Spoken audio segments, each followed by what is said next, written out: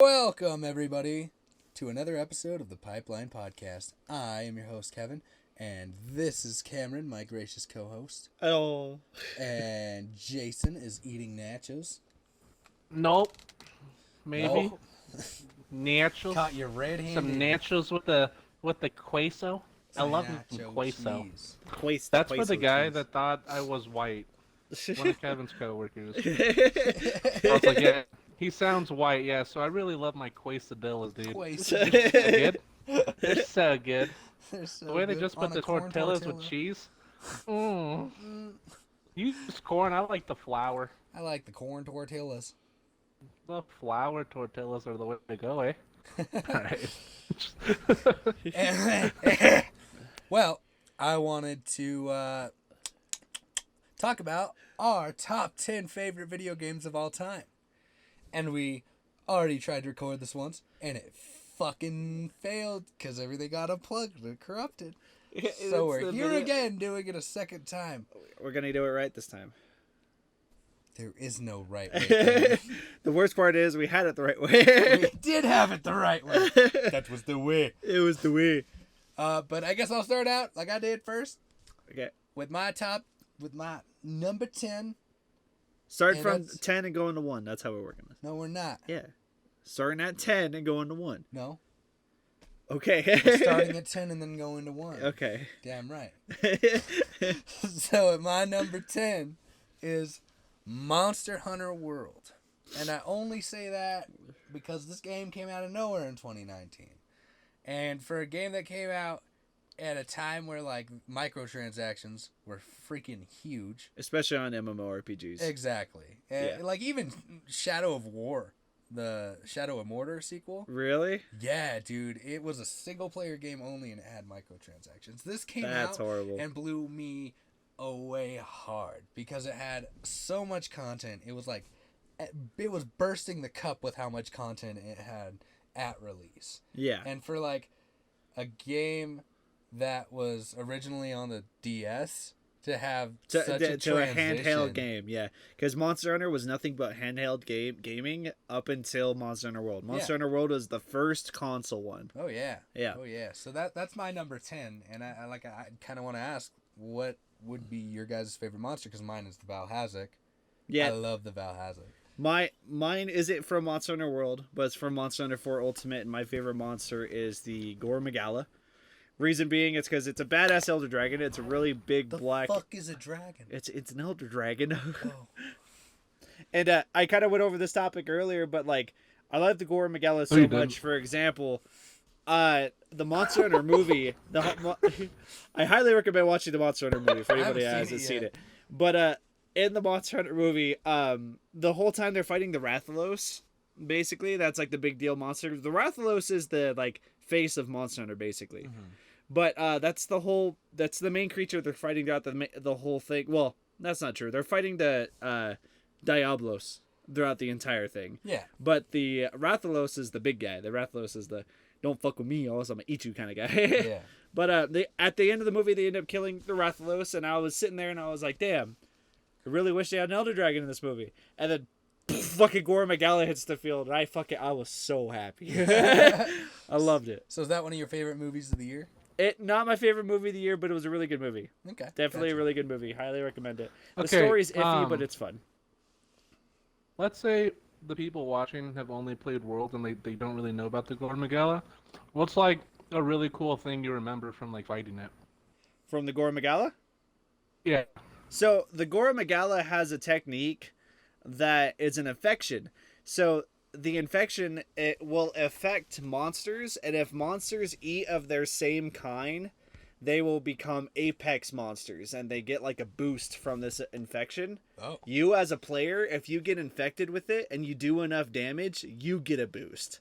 Downside is, though, if you don't do enough damage, you get negative status effects, and it affects everything. It will affect your speed, your health, your damage dealing, your defense. It just wrecks you. So it's a really big, like, I have to make sure I do damage, otherwise bad shit's gonna happen. And you can get rid of it with taking potions and shit, but still, it's like, it's a really cool thing that I definitely I think it's really neat with the monster. That's really cool. Yeah, no, I like that a lot.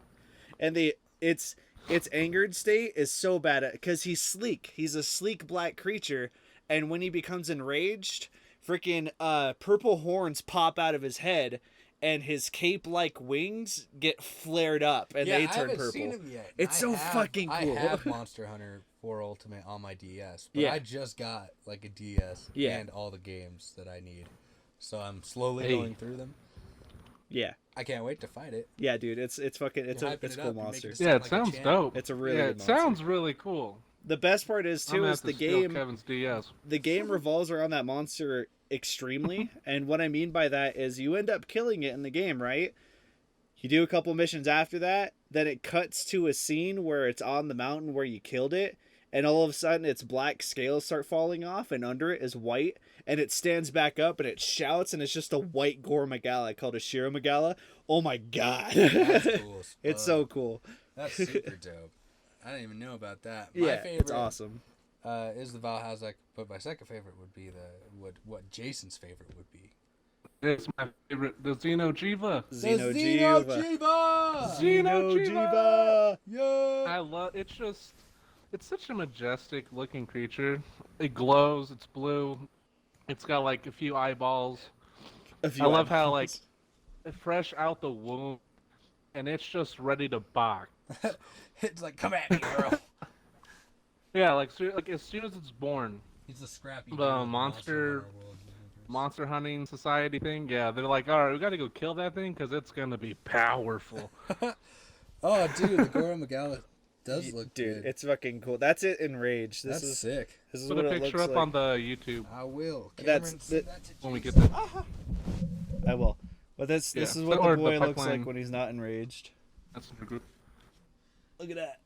That's sick. Yeah, it's fucking dope. So I'll get a picture of it and send it to everybody. God! You did that twice. I know. I'm so sorry. I didn't beat it.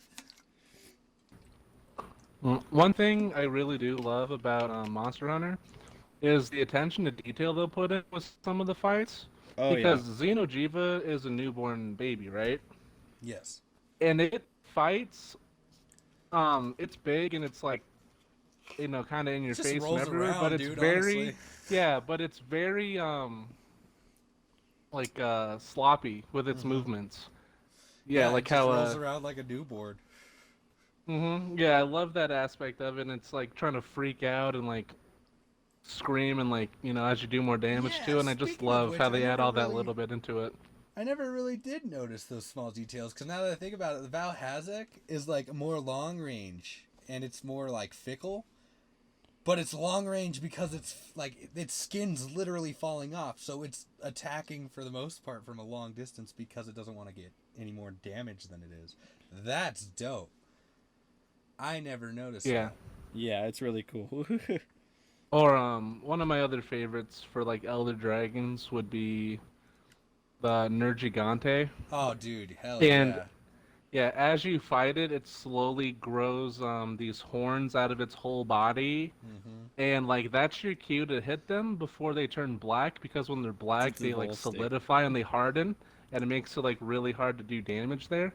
So it's really cool that if you're like watching him during the fight, you can take advantage of his horns while they're like weak and kind of like flimsy still. Yeah, that's cool as fuck.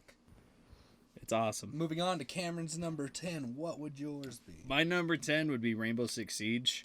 Definitely, I had to have a good shoot 'em up multiplayer game on there. Rainbow Six is a great strategy game. It definitely makes you think, makes you have to do different things. And the multiple different operator option, different abilities is awesome. It's really neat. It's something really cool. This game teaches you patience. Like, it teaches you. Because if you don't want to learn, you're gonna fuck up a lot. And you're gonna end up hating the game if you're not willing to, like, sit down and learn. And for some reason, I thought I'd hate that. But I totally fucking dig that. A lot. It's one of my favorite games of all time. Sorry, I was coughing my heart out. Just to kind of jump in right now to the group chat after sending those pictures to you guys, Devin is in it, and he's like, "The fuck?" And Jason replies to Devin, "Shut up, Devin. I'm tired of you. Go smoke some crack and be quiet." He wasn't supposed to tell him. He was supposed to keep that a secret. One thing I love about Rainbow Six Siege is how tactical it makes you be versus like any other shooter. Oh yeah, dude. Any other shooter you just run in, but this one, I hate when I die. I hate when I die in a round and I feel like I'm useless. And that's what this game teaches me is like, don't be useless and kill yourself right away because you are needed. It is a necessity. Yeah. What would be your favorite attacker?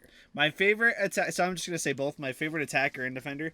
My favorite attacker is Buck, and the reason why I like Buck is because nobody expects you just to turn the corner with Buck's shotgun and I've just blasted people so much with it, and I love Buck because I just run up to walls and just blast down the wall and run through and just light people up.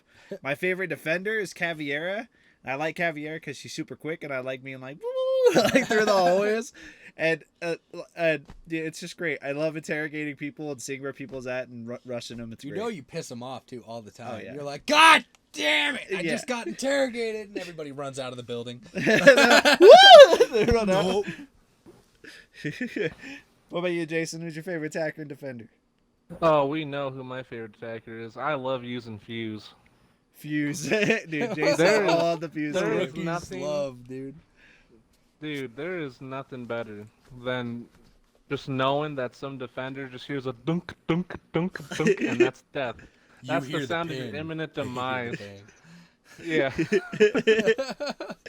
I've gotten, I think I got my first, he got his team first, ace, an ace.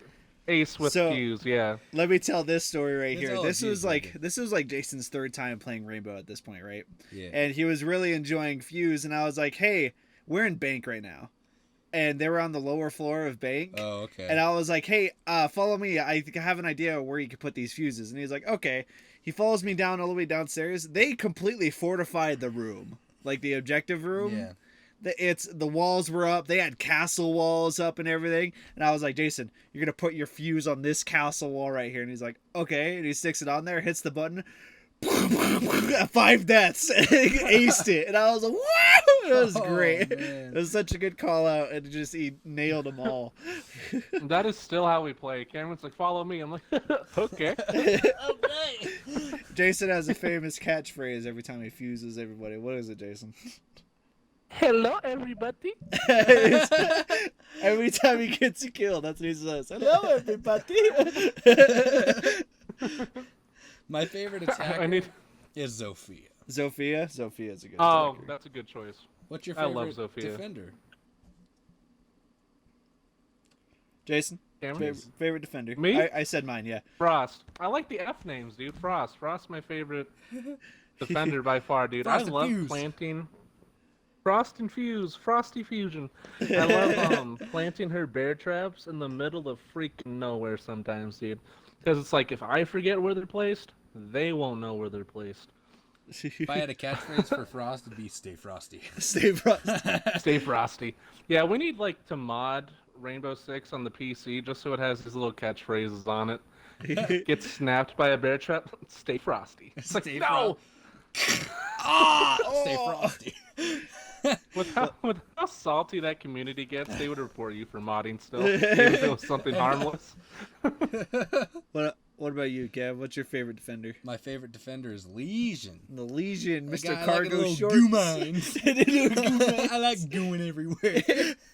I like peeking around corners and shooting through walls when my little sign disappears. I'm like, oh yeah, there it is. There he is. Oh yeah. Zofia was the first person I aced with, though. Really? Oh yeah, and I aced it with our pistol. Really? Yeah.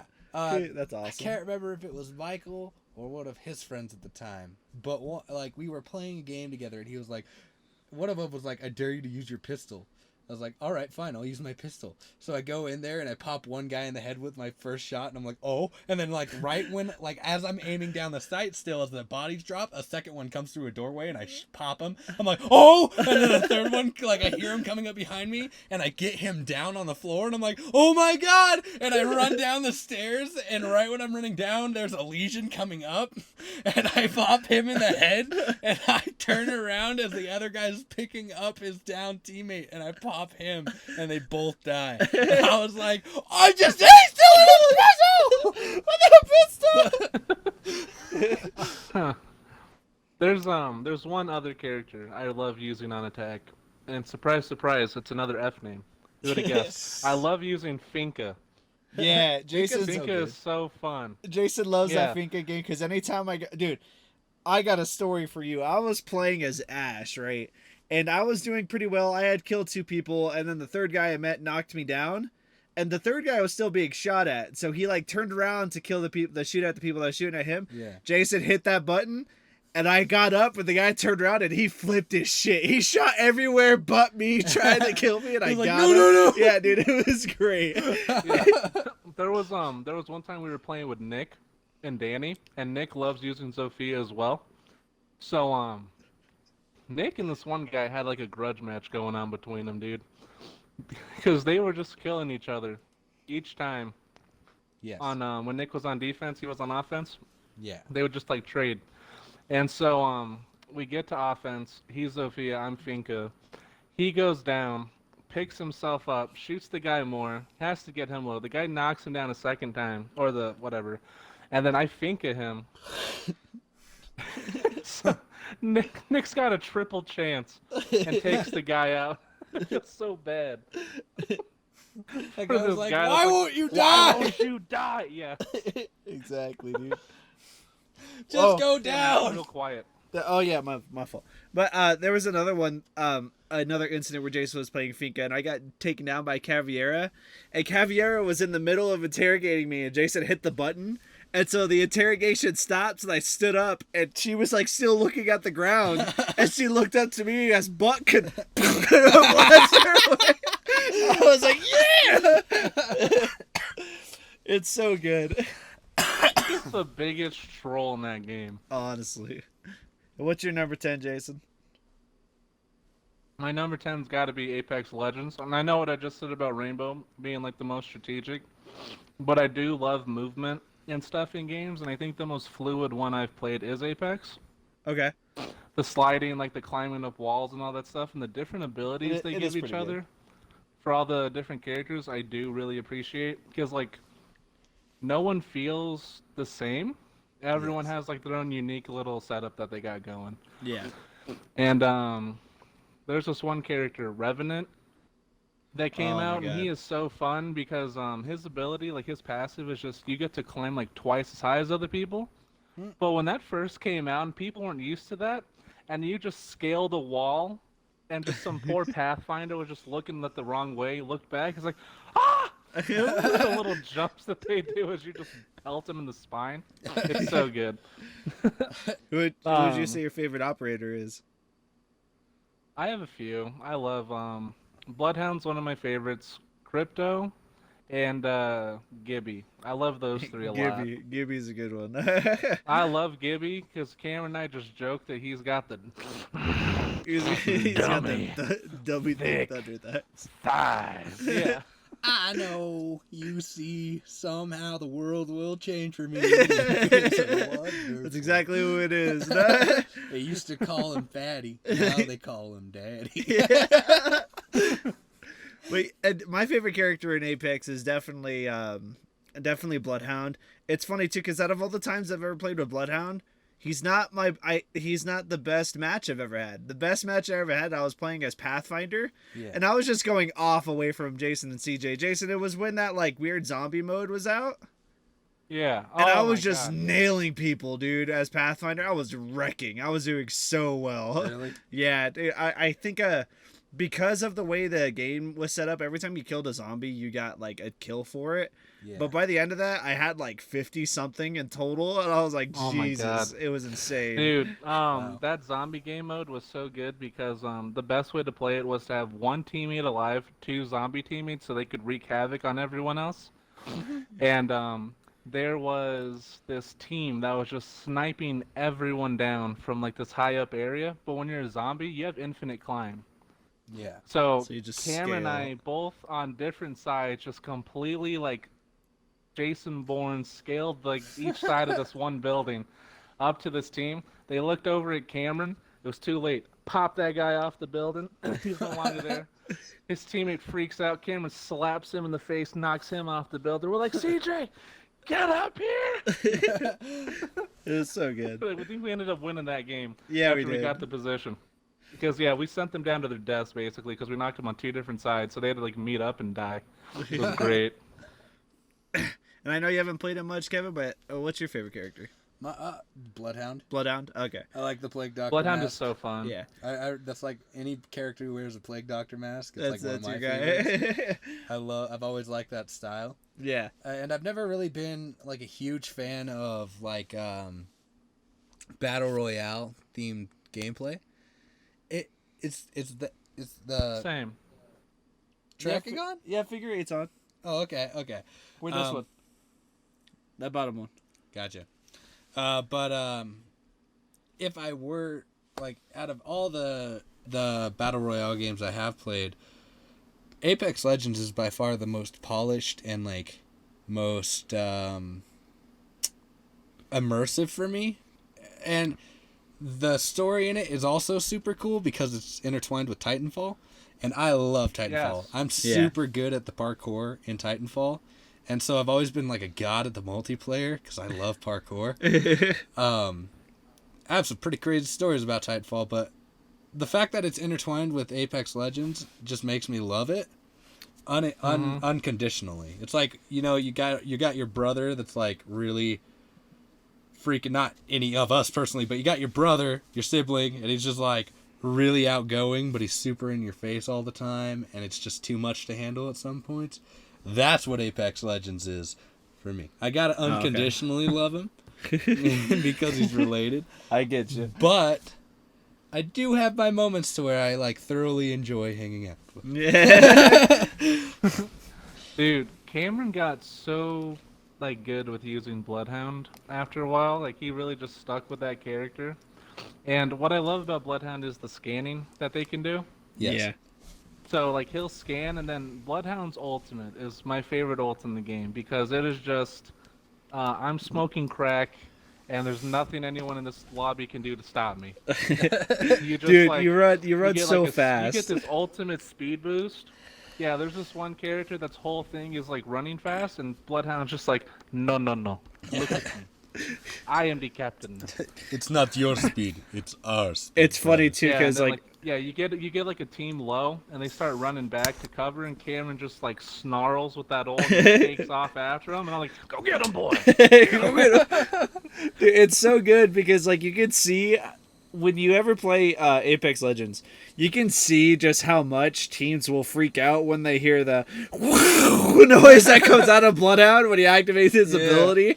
You can just tell, like, he's coming. And it's funny, too, Bloodhound being, like, one of the first ever operators in that game and still being, like, an amazing legend, like still being up there in power. Yeah, there's no like power creep in the game. Like same with Rainbow. No power creep. Mm-hmm. No, you're fine.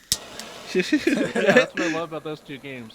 If Apex didn't exist, Rainbow would have been my number 10 as well. So it's just like really cool. We got to get those two games in. Fuck yeah! I mean, it's on my list. It's just down the line. What's your number 9, Kev? My number 9 is BioShock, baby. BioShock. That's a good game series. BioShock 1. To be only BioShock 1 specifically.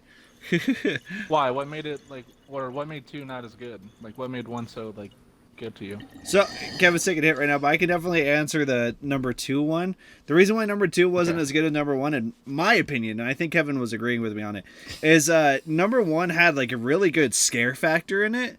Number 2, you play as the Big Daddy.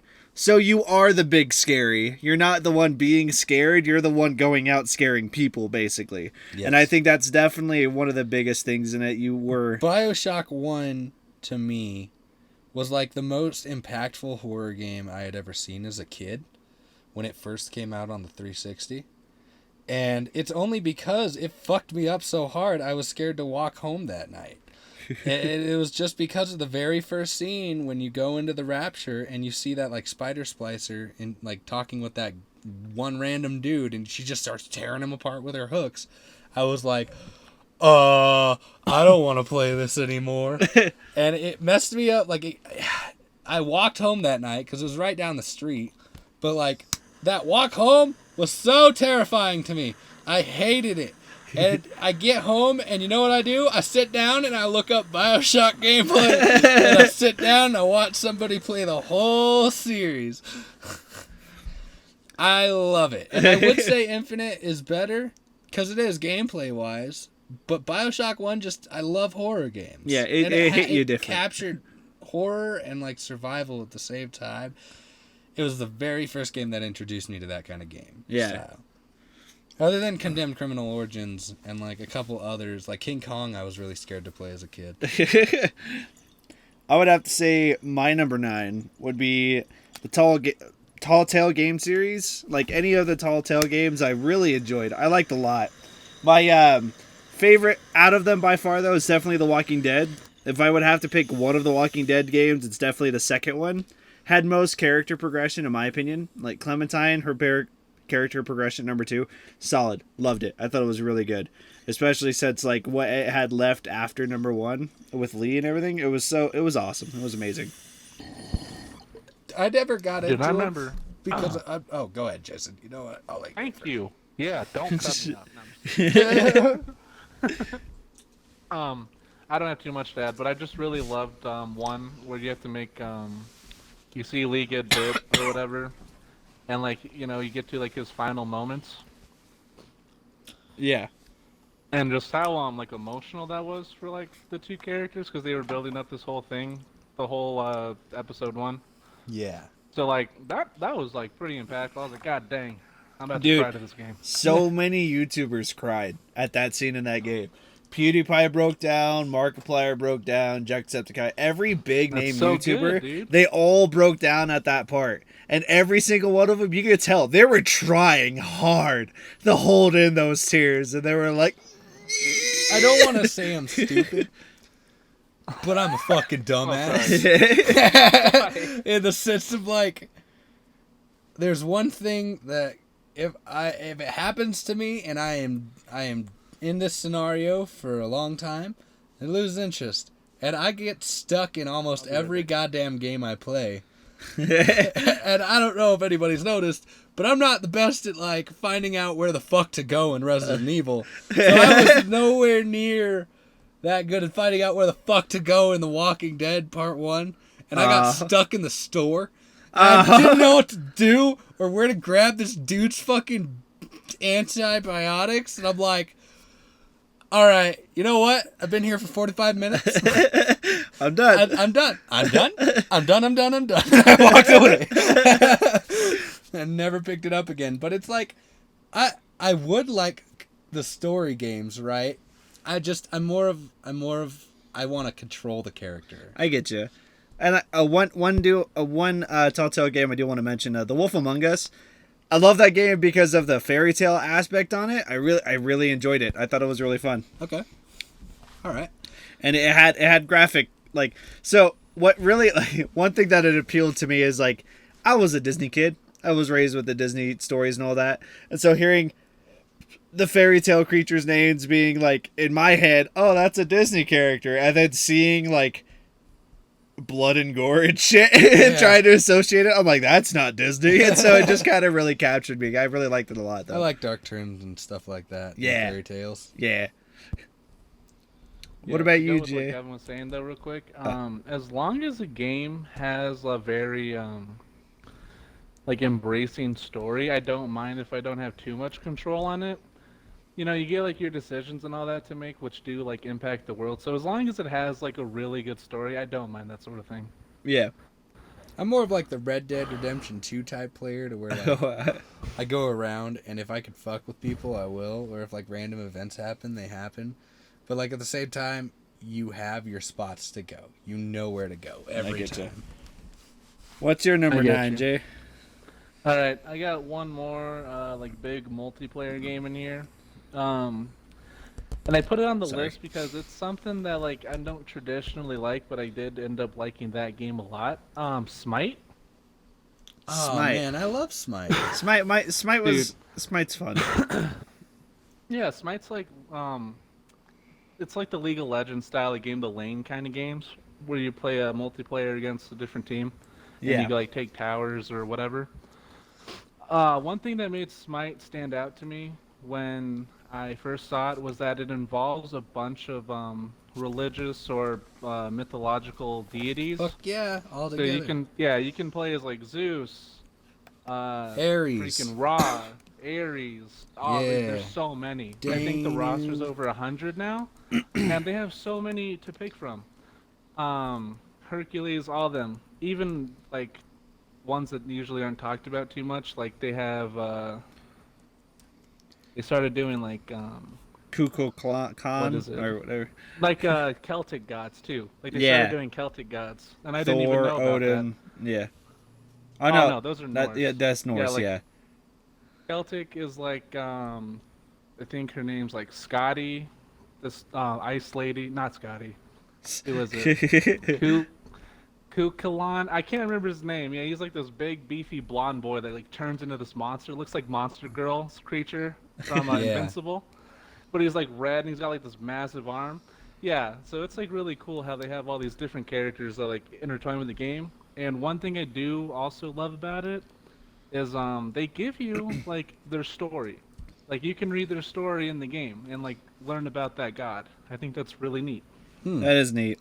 I think one of the best moments I've ever had with that game too is like me and Jason would have these like weird strategies. He would play as Odin a lot, and Odin has his ultimate move where he jumps really high in the air and slams down, and like all these like swords come out of the ground and it traps people. Yeah. And he is like stuck in arena and just starts beating the shit out of him.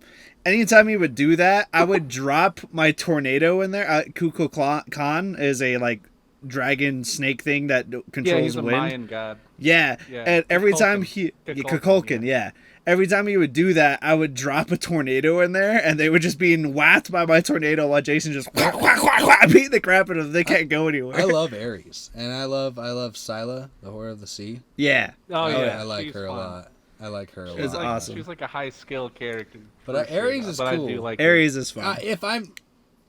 I'm probably wrong here, but I'm talking about the blue chick with the god of war, basically. Like she has like 6 arms and like wields swords everywhere. Yeah, I think that's yeah. Yeah. So like wait, who? Freaking I thought it was Ares, but I'm pretty sure. No, Ares is god of war of swords. Yeah, hold on. That's probably Kali. She's one of the gods. Yeah, Ares is the god of war for Greek, yeah. Greek mythos. But that's my favorite play as. I'm more of like a King Arthur, like Excalibur wielder kind of guy. Yeah. I like just like he's in there. Sword. Yeah, Arthur's in there now. Oh, I know. Oh, okay. Oh, I know. Okay. I'm more of like a sword user than anything. I like close combat in that game. I get you. One thing I liked about that game, just like because I love the show, they started doing Avatar, the Last Airbender characters. As skins. Did they? They have skins. Yep. I haven't played it. It's so cool. Yeah, there's this one god named Sasano, and his big thing is like wielding this like I think it's a scimitar, or maybe it's a katana, but like he just goes around beating the heck out of people, and they made him Zuko, and I was like, oh, it looks so good. Because you just have Zuko with his like 2 swords that he wields in the show, just slashing at people. It's so nice. It is really cool. What's your number 8, Kev? My number 8? Your number 8. I don't want to say it. Why? I can go if Kevin wants. I don't want to say it at all. You guys are going to make fun of me. What's your number 8? Yeah, we will. What is it? Spider-Man on the PS4. Woo! That's such a good one. It was such a good game. So much. I forgot that game existed when I made my list. Oh, that's a really good game, though. I love it. It's become one of my favorite games of all time in the short amount of time it's been out. Yeah. But I can play that game whenever I feel angry and instantly be happy. Dude, what Spider-Man 4, they added a fast travel function. Who uses that? Fuck no. Dude, it's so good. What's that? Exactly. It's so satisfying to fly around the city with the webs and stuff. Especially when you land those jumps and you it's so cool, dude. I love it. You just look at it and you're like, I am the fast travel. I am the fast travel. It is the one Spider-Man game or like Spider-Man thing ever to get Peter Parker, like, for me to just take him and be like, all right, you're mine now. This game's interpretation of Peter Parker is my favorite interpretation. Dude, it's so good. I love it. In all of the Spider-Man series. And it used to be Tobey Maguire. That's only because I have this dumb nostalgic love for him. Yeah. I can't help it. I know he's not that great of a Spider-Man actor, but my other one would be Tom Holland. Dude, Tom Holland... Wait, hold on. Like, okay... Tobey Maguire's Spider-Man is basically like what the Dark Knight Rises Batman is. It's like a perfect standalone, like, superhero thing. It doesn't really work necessarily with like I the guess. cinematic universes. Yeah. But I think it does do well as like its own standalone thing. Yeah. Right. My Tom Holland is by far one of my favorite Spider-Man actors. The only reason why I say that is like, I don't know about you guys, but like when I was watching, spoilers, it shouldn't be spoilers now. You should have seen it by now if you're a Marvel fan. But Avengers Endgame, when Tony Stark is dying, I was kind of like the whole time like, damn, he's dying. Like, you know, I was sad. And then Tom Holland comes in, he's like, Mr. Stark. And I was like, stop! I was like, you're doing this to me. I was like, Tom Holland, I gotta beat you. I was like, it's your fault. I'm about to burst. The only reason he like felt weird when the snap happened with Thanos because Peter Tingle was acting. Yeah. I love that. Yeah. I love that theory. The whole reason why he was the only one actually really freaking out, it's because he said the spider sense was going crazy and he knew he was going to die. And so he was freaking out. And I was like, oh, it's so sad. In this game, though, it is fucking packed with content. It is. I love games that are $60 and you give me more than what I ever expected to pay for. This game did that. And in the best way possible, you not only saw the Sinister Six, but you got glimpses for sequels like with Venom and Carnage in it. And you also have this whole thing going on with Black Cat and the DLCs. Oh my god, the DLCs. Oh, the DLCs. But the DLCs, like, it's wasted potential, but at the same time, I can't be mad. Yeah, because they're still good. Still so good. Even though I don't want to see any more Black Cat, they're still so good. And there are parts in the Black Cat DLC that made me laugh so goddamn hard. You gotta get on that PlayStation. Oh my goodness, I love Spider-Man. I could talk about it for hours if you'd let me, but we only have limited time. So I'm gonna let somebody else go off with their number 8. Cameron, what's your number 8? So my number 8, it kind of flip-flopped a little bit. Jason, I took Until Dawn off the list. I was sitting there and I was like, you know, I feel like Until Dawn was one of my favorite horror game series because it was story-based. You could make your decisions, kind of like the Tall Tale. But I really sat there and thought about it, and I was like, PT. Playable trailer had a impact. Yeah, a horror game impact in my life. I'm so sad I didn't think about it. But yeah, it hit me. It hit me so much more different. Hello? Oh. Kevin's controller turned off. Hold on. Oh, okay. But yeah, PT hit me so much more different because it was just so. Wait, stop. What? Hold on. I'm not sure how much we missed, but just give this a second. To cut out that like staticky noise that you made, like turning everything back on. Oh no, it's fine. We're on a different mic. We're okay. We'll cut this, but we'll start. We're not recording on the headset. Okay. We're fine. Yeah. Okay. We're okay. But no, like yeah, PT. What I really liked about it, it didn't tell you how to do anything. It threw you in, and you had to figure it all out. It was so freaking cool, and dude, it scared the shit out of me. It was the only game that was sitting there, and I was like, I don't want to do anything. I don't want to move. I'm scared I'm going to turn that corner and something bad's going to happen. And every time we turn that corner, there's a new thing happening. Like, the scariest thing I've ever seen was that girl standing under the light and her head's just kirked up. Yeah. And, like, just sitting there. No, PT was fucking amazing. And like I said, I'm sad I didn't think about it making this list. Because for it being a playable trailer... Oh my god, There was so much! There was so much! It was so good, and I'm very upset that they didn't continue with the Silent Hill game. I feel like it would have been so good. People who have that on their PS4 now, their PS4 costs a lot of money. Yeah, for playable trailer. Yeah. They people I don't know if you heard about this, but people modded playable trailer and released it onto gaming forums that you can download now for a VR experience. That's freaking crazy. Dope. But dude, and the graphics in it, oh my god, were amazing. They were real, dude. Every time I showed somebody a picture of like that scene I was just talking about of that girl standing on the light, anytime I've shown somebody that picture, they've gone, is that real? And I'm like, no, that's a fucking video game. Yeah, I was like, that was a video game coming out in 2015. Yeah. Like, it was so... Dude, it was just outstanding for the time period it was at. It came like out, how... like, right when the PS4 came out. Oh, right? yeah. Like it wasn't soon after. Like, dude... And don't get me wrong, Death Stranding's really good, but I would have much preferred Silent Hill. Yeah, dude, like, take Norman Reedus more seriously. Come on, bro. Oh, yeah. I mean, like, Hideo Kojima... Right, like I get that that's sacred name hold, but like Death Stranding, it wasn't all that good. No, it wasn't. It was more boring than anything. Like if I just wanted to pass time. The story was really good. That's what really captured me on it. I like the story. The story was alright. I got fed up enough to not even care. But like, if the other side, the other company that was helping create PT, if they would have gotten their head out of their asses and just let Kojima do what he wanted with the game, it would have been amazing. It would have done so freaking well, because he directed the entire playable trailer. They let him have free roam with that entire trailer. And dude, it got so intricate. Dude, it was so, oh my god, it was freaking great. It was so good. That little hallway will forever now be like a video game, like in video game history as a standalone segment. Dude, and the thing is that game made such a big impact on the horror community. It did. Resident Evil 7 released a similar trailer because of how well that game did. Yep. They released a similar trailer a few months after that release because they were like, wow, that was a really good idea. Yeah. And, dude, and even that was really good, too. That playable trailer was really good, too. Oh, my God.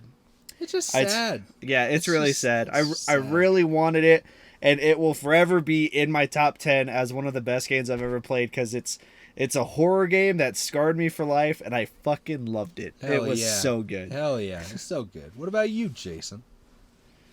I didn't play it, but I can go on to my number. Yeah, what's your number? Dude, listen. I will shriek like a small child to play any horror games.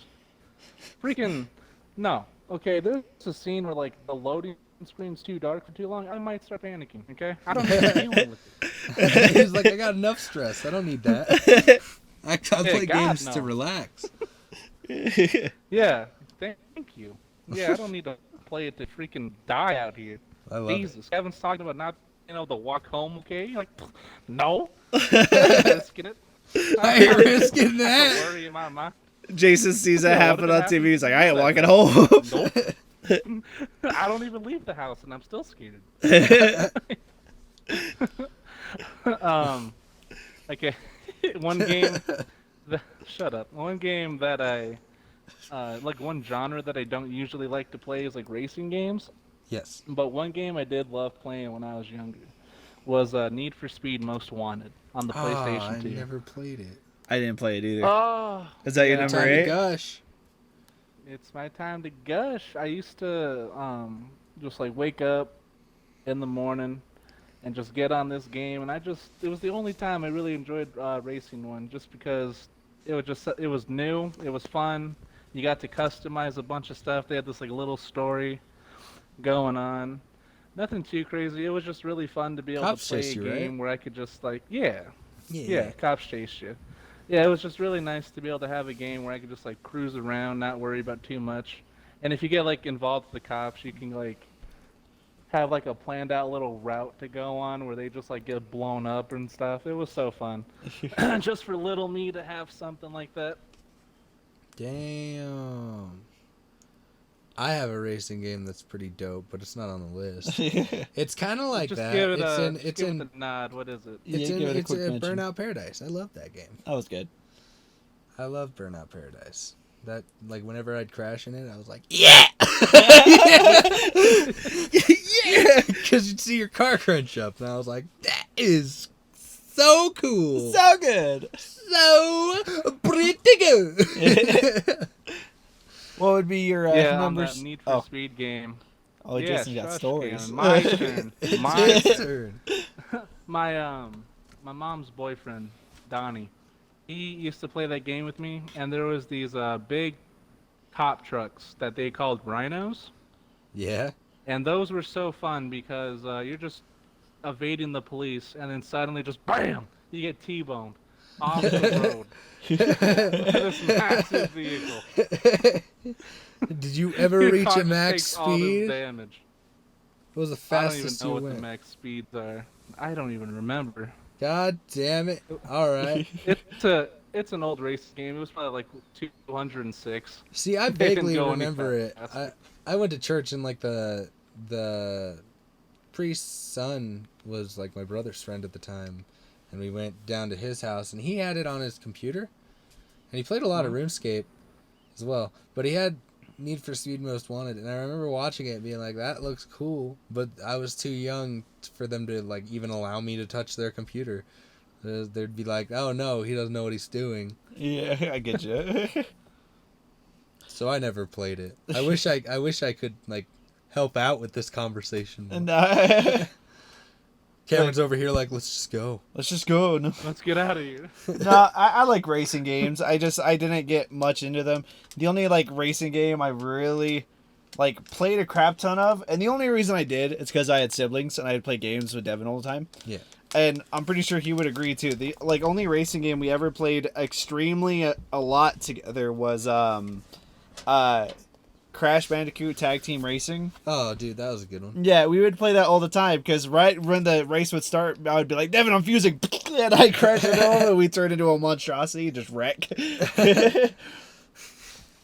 Well, that was a fun game. The only other one I would play a lot would be like Mario Kart, but those were the only real ones. I never played like actual car racing games to a degree of Shame like on memorabilia.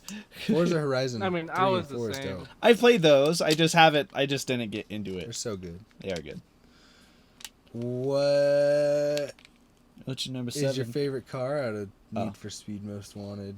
Oh God, don't ask me that. I don't even remember what it is. I don't Guess think we're they could use moving real on. names. You just had to get some random thing.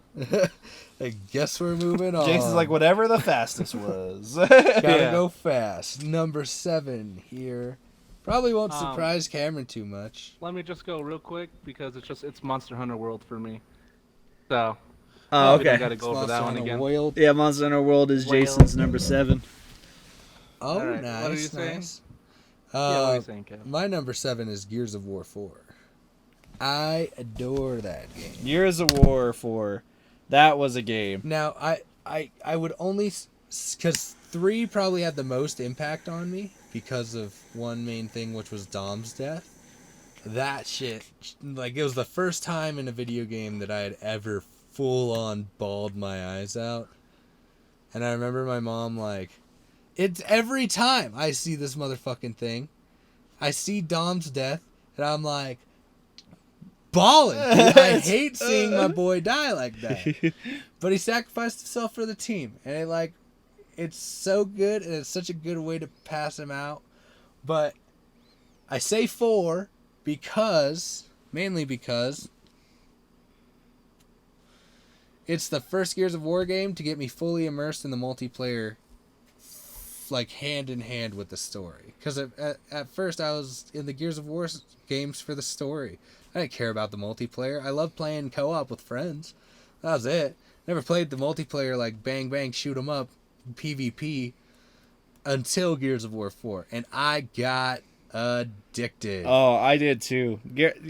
Kevin, so I had bought an Xbox because Jason was telling me you got to get an Xbox and play Ark. Yeah. He's like, got to get it. You got to play with me and CJ. We got to play some Ark. And I was like, okay. But after I'd gotten it, Kevin's like, you got to get Gears of War 4. That was the second game I bought. And we have stories where we're just sitting there getting high as hell, just dominating this game. Dude, we were fucking pro. Dude, I still have a clip on my Xbox of me just rolling into a building and going, bah, bah, bah, just killing 3 people in a row. And I was like, wow. Every time a game would end, we'd like look up into the sky and be like, pistols up, baby. Yeah, pistols up. I didn't know if that was an actual thing too. I just know pistols up. Other people would join in. That was something me and my friend had for like a little like laugh together in the multiplayer. Me and my boy Patrick, we'd just be like, pistols up. Pistols up.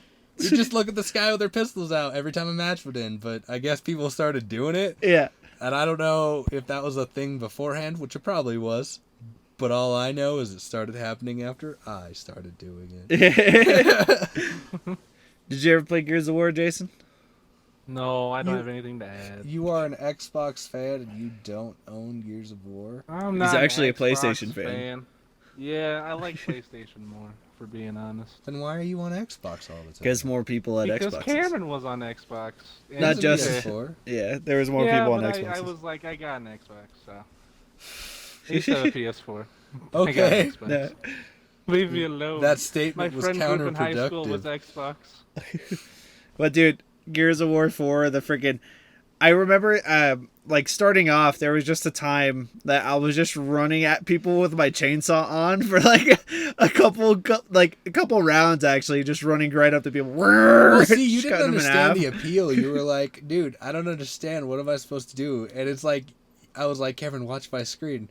And we start the game, and I pull out my shotgun. I was like, the shotties, where is that? And I like blow up a dude. And you're like, oh. And so you killed your first guy. You're like, I get it, Kevin. I get it. I'm doing it. And I was like, he's doing it. What was it? The Nash? Is that what it was called? Nasher. Yeah, the Nasher. Oh, one of my favorite shotguns of all time. You just turn the corner with that Nasher, dude, and body parts go everywhere. Oh, yeah, dude. Love that pop. Dude, it's so good. It is so good. Not only that, but Gears of War 4 had probably the most innovative inventory of weapons throughout the series. Yeah. Which, like, that had the drop shot and the overkill. Yeah. Or the buzzkill, which was a fucking buzzsaw gun. Dude, I just remembered that survival mode they had on there and the drop shot. Yep. I completely forgot about the drop shot. That weapon's such a good fucking weapon. Oh my god, dude, it's so good. And people would think because it's such like a bulky, it's a tanky game. Yeah. Gears of War 4 smoothed out that tankiness from the third game. It perfected its movement. Because now you can just bounce off walls. If you get good at dodging, you can outmaneuver almost anybody. Yeah. And it just takes a really good player to go up against a really good player to have those really good moments to where, like, oh, this dude's freaking worthy of versing me because I've been dominating all these other players. There was a good couple times Camrin and I would be playing a game, and there would be one specific guy in that match that I'd be like, he's the one. And Camrin would be like, what do you mean? It was like, I'm going after that guy. And so, like, we'd always, like, for some reason, me and the guy I'd be targeting he would figure it out, so he'd go after me too, and it was just a constant back and forth, and I'd talk so much shit to these people over messages. I got banned a good like 15 times in one just year. Because of Gears of War and Rainbow. I don't do it anymore, but I used to be terrible with it. But yeah, Gears of War 4 overall, great game. Number 7, game. that's on my list. Oh, What about you? My number 7 is an oldie. I have it, the Jack series, Jack and Daxter. Dude, hell yeah. Dude, oh my god, I was in love yeah. with Jack 2, dude. When I play the shit out of that game. I don't know what it was about me when I was a kid, but whenever I'd transform that demon form, in my head I'd be like, yes! So you're way more of a Jack and Daxter fan than you are a Ratchet and Clank. Oh yeah, definitely. I was definitely more in Jack and Daxter than Ratchet and Clank. Is it because it's more like, is it because it's darker? I think it's because it's more edgy. Yeah. It's definitely more edgy. I like the fact that there's guns in it. I like the fact that you can take vehicles, drive around in vehicles, the mosh pit fights. Dude, right. I just love the game series on its own. It's funny too because vehicles were fun to drive too. Yeah, they were. And what I like too is like how much of a right turn it went from the first Jak and Daxter into number 2. Like it got dark and serious fucking fast. And then the third one had the white version. Mm-hmm. The third one had the white transformation, which was really cool. I love the series. I thought it was real fun. It's so good. I just loved. I might be wrong, but I think that was one of the first games to introduce like the idea of like day and night cycles and like time progression. I think you're right. I feel like you're right. I remember that being like a big deal. Yet I think at nighttime, like your dark abilities would be stronger or something crazy. I was too young. I can't remember. I can't remember crazes back then. What I really liked, you guys are, like older than me. What really made me feel like a badass in that game too is when I would go into the dark form. When you go into the dark form and you hit people, you have purple electricity that shoots from your body after you hit them. Yeah. It just felt so nice just to whack people. I only have memories from playing that at friends' houses because I never owned it. Yeah, dude, it is such a good game. But every time I played it at a friend's house, I'd be like, "What is this game?" And he'd tell me over and over, "It's Jak and Daxter." I'd always ask. Well, like Jak and Daxter was the first one, and then he just went to Jak 2. It got to a point to where he's like, he would just tell me, he's like, "Yeah, this is Jak and Daxter," and I'm like, "Okay, cool." Like I don't need to know what this guy. And I'd ask my mom. I think it was because it was edgy. She never got it for me. Yeah. Oh yeah. The game's really really edgy, but I liked it a lot. Yeah, I enjoyed it a lot. It was fun. There was this barber shop I used to go to when I was little. That would have Jak and Daxter on the PlayStation and like this TV. Dude, so kids would just take turn playing it, dude. That's it was awesome. So fun. That's dope. Yeah, but I'd have to say for nostalgia reasons, Jak 2 definitely my number 7. Hell yeah. What's your number 7, Jay? We did Monster Hunter. Oh yeah, it was Monster. So number 6. Yeah, we're going to my number 6, which is a game that we still play. That's Dead by Daylight, baby. Dead by Daylight. I'm a huge fan of horror video games. Yeah. I love them with a passion because I love being scared. That adrenaline rush when you're scared, there's nothing else that can give you that feeling. Yeah. I chase that high. Dead by Daylight's super fun. Dead by Daylight gives me that feeling, and people like when I tell them like it's a scary game, they're like, "Oh, it's not scary." Well, yeah, it's not scary, but when you're getting chased, your heart's pumping. Yeah, not just that, but it has its moments. Like you got the Scream and the Pighead, who they can sneak up on you and not make any noise. Dude, when they come up to you like that and whap you, dude, it makes me jump. It scares me. People who say, like I've had people say like, "Oh, that's not scary." I'm like, "Fuck you." I guarantee you're like every time talking with your friends in a game, I guarantee you say, "Oh, dude, I hope we don't go up against this guy." Yeah. And there's a reason for that. You want to know why? It's cuz you're fucking scared. With jump scares, I hate when a jump scare is like loud noise. I'm like that's like a weak jump scare to me. I don't care about it. Yeah. I think Dead by Daylight doesn't when that's what I'm saying. Yeah, with Dead by Daylight, we have like we were playing yesterday. The Demogorgon was like screaming from across the map. Yeah. And it's not loud and piercing you, but you're like, oh my god. Yeah, Jason and I, we were like stuck behind a rock for a good second because of it. We were like, oh. And then you got Lullaby.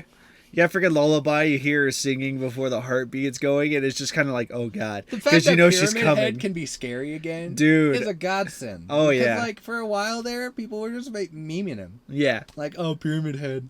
Pyramid Head. Oh, it's just a pyramid. Dude, on the body. I don't know about now you guys. He's like scary again, and I'm super happy that they brought him. That's back. something I really wanted to see. The new Silent Hill was a new Pyramid Head. That would have been awesome. Yeah, Pyramid Head's like tendril attack that just shoots out from underneath buildings and stuff, and like it smacked me. I was like, oh my god, he's really accurate. I love Dead by Daylight. That's a game that I probably will always play whenever I just want a good scare. Like if I'm ever like, it's kind of boring, let's spice things up, I'd play Dead by Daylight. Oh yeah, it's fun. It's a good game. And even then, like I've been like jump scared a couple times, but I've never What I really like out of horror games, because like I can say Resident Evil Village for example, because we just played a part that was like that. I really like immersion.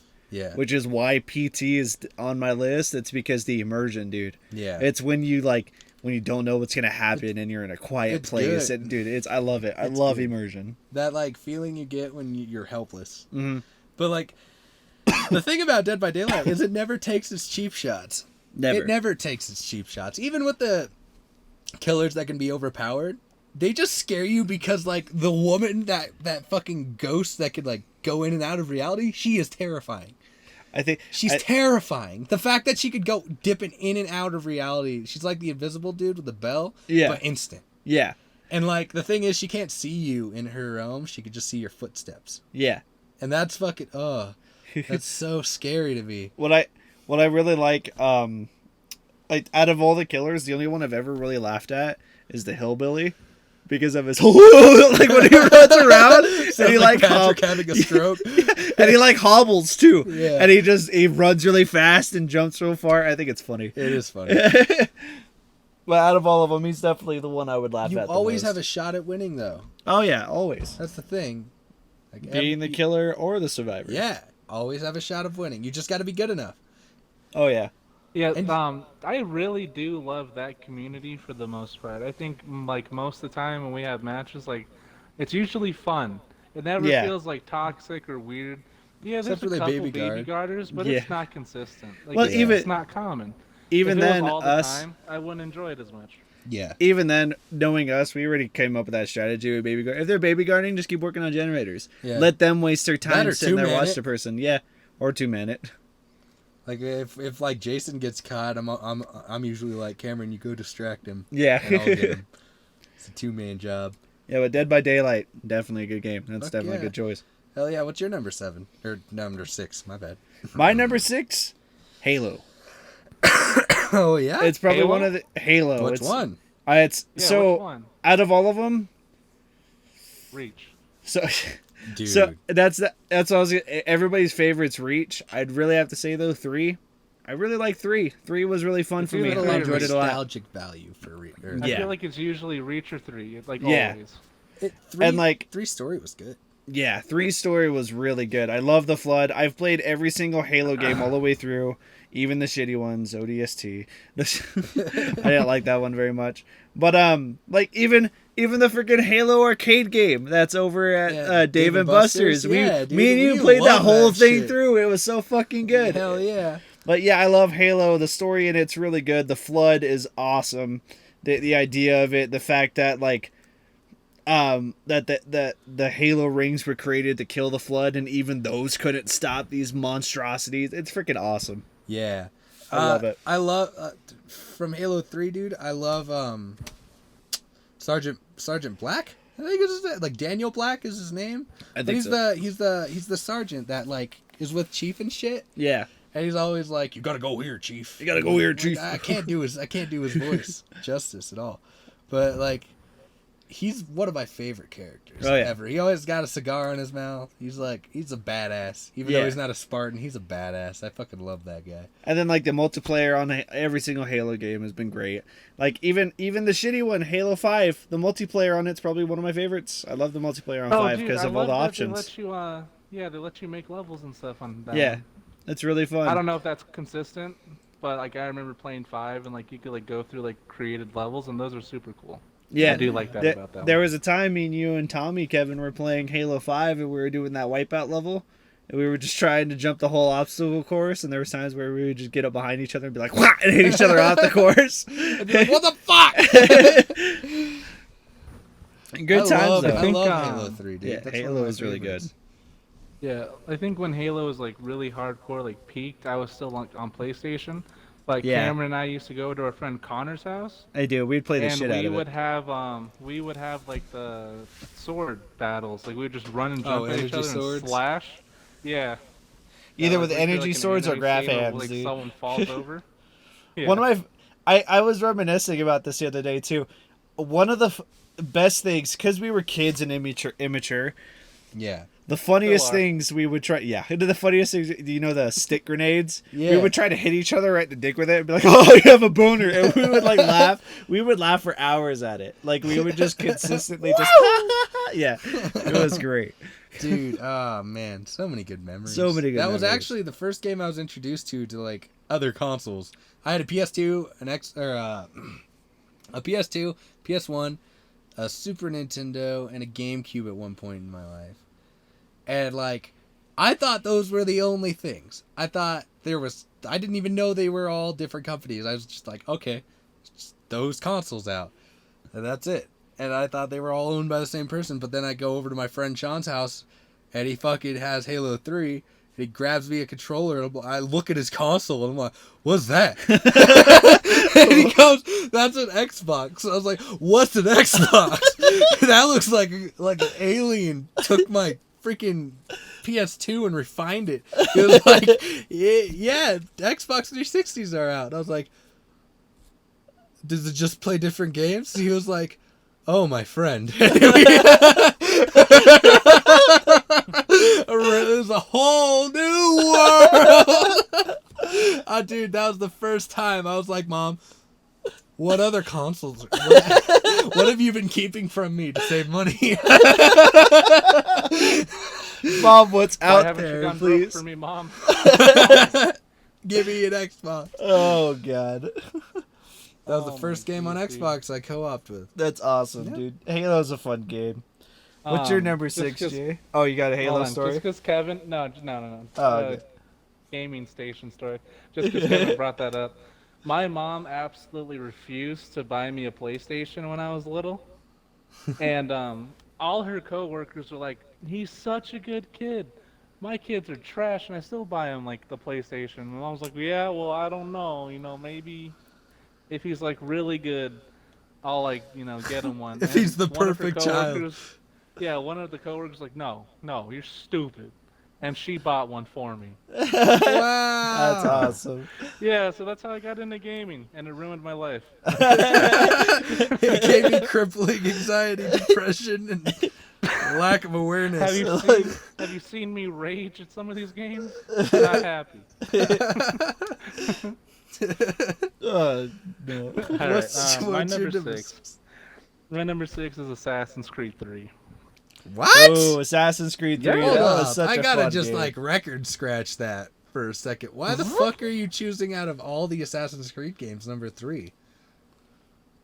Don't ask me those types of questions. It was the first one that like really came in with a bunch of different mechanics, I feel.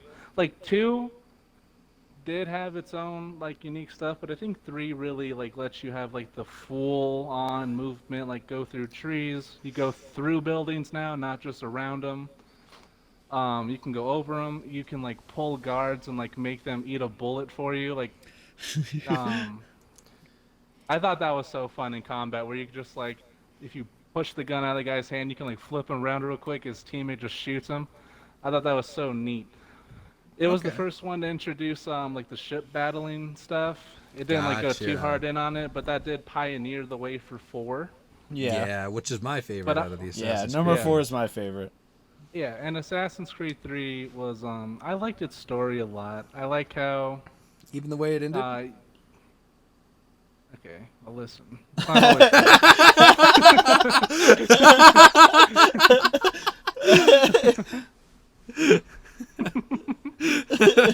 It's always perfect. We can't have flawlessness. We can get low. We could get close. We can get close. Yeah, but the majority of the story I liked. I love. That's great. Okay, all right. I get you.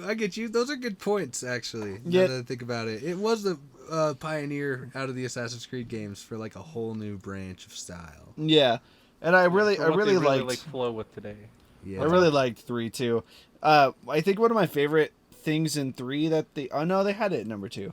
I really liked the combat in 3. It was really smooth. Granted, the combat in number 4 was really smooth too, but 3 of course introduced it in a sense. But it's just, I like the tomahawk feature. I would misuse and abuse the tomahawk, dude. Listen to that Smosh song. Yeah, tomahawk. Tomahawk.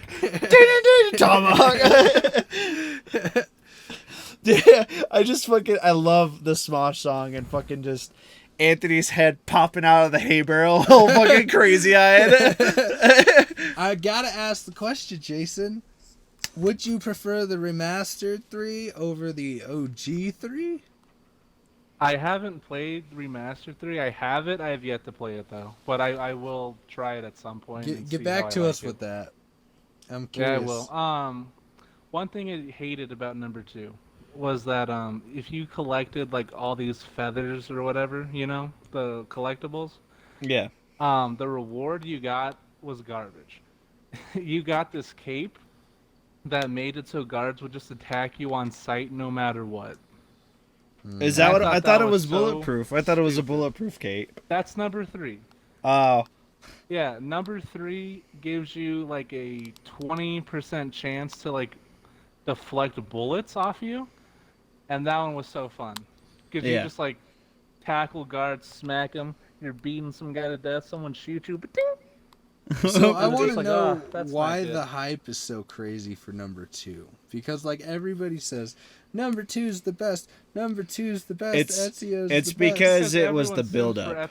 Or no, why? Brotherhood was the build-up. I think people like Ezio. First of all, because he was a lot more charismatic than Altair was. Yeah. He had a lot more personality to him. We follow him from childhood to adulthood. His uncle's name is Mario, and he goes, "It's-a me," and it's like, come on. Yeah. Okay, all right. And it's probably not just number 2. They're probably just referencing Ezio's story all the way number through. Number 2 had a really impactful like story, since you do start with Ezio as a literal baby, and you like watch his family die and all this stuff. So like you really feel the connection to him as you play his story. I do know that number 2 has a lot of that's a word of the day content. It has a lot of content in it. Yeah, it has a lot. And like out of Ezio's entire story games, I feel like my favorite's definitely Brotherhood. I like Brotherhood because of the build-up, the fact that you start the assassins again from nothing and you just completely rebuild it. I think that was really cool. I like that. I get you. Well, then Jason over here, and I'm kidding. Yeah. What about you, Cameron? I don't know. What about what is you? What's your number? I'm just kidding. Do we want to move on? Yeah. What's your number 5? My number 5 is Dark Souls 3. Hey, there it is. Hey. Dark Souls 3 is dope. Why 3 over 2 and 1? Because 3 had the most polish in gameplay. It definitely was really well polished. 1 and 2 were I didn't get into them because of how tanky they were. And I actually have a funny story. The day Dark Souls 3 came out, my friend Tommy, he was like, "Yeah, let's get some alcohol and play this game and get drunk." I was like, I wasn't too hyped for it. I was just like, "Yeah, I'll hang out with a friend. I'm hyped." But I was like, Dark Souls. And he was like, "Kevin, I want you to answer this now. Should I get the game digital so you have it too, or should I get it physically?" I was like, "Bro, I'm not going to touch this fucking game. Yeah, I don't play Dark Souls. It's just not my thing. You go ahead and grab it." He was like, "Are you sure?" And he asked me like 6 times over. Even on the drive there, he was like, "You're sure about this?" And I was like, "Yeah." So we get back, and he opens up the game, and we crack open a beer. We pop the game in. We download it, and we're just like, we're playing the first part. He was like, "All right," goes to the boss, and he dies the first time. He was like, "I guess it's your turn now." And we chug a beer, and he hands me the controller. And I was like, "That's how we're playing?"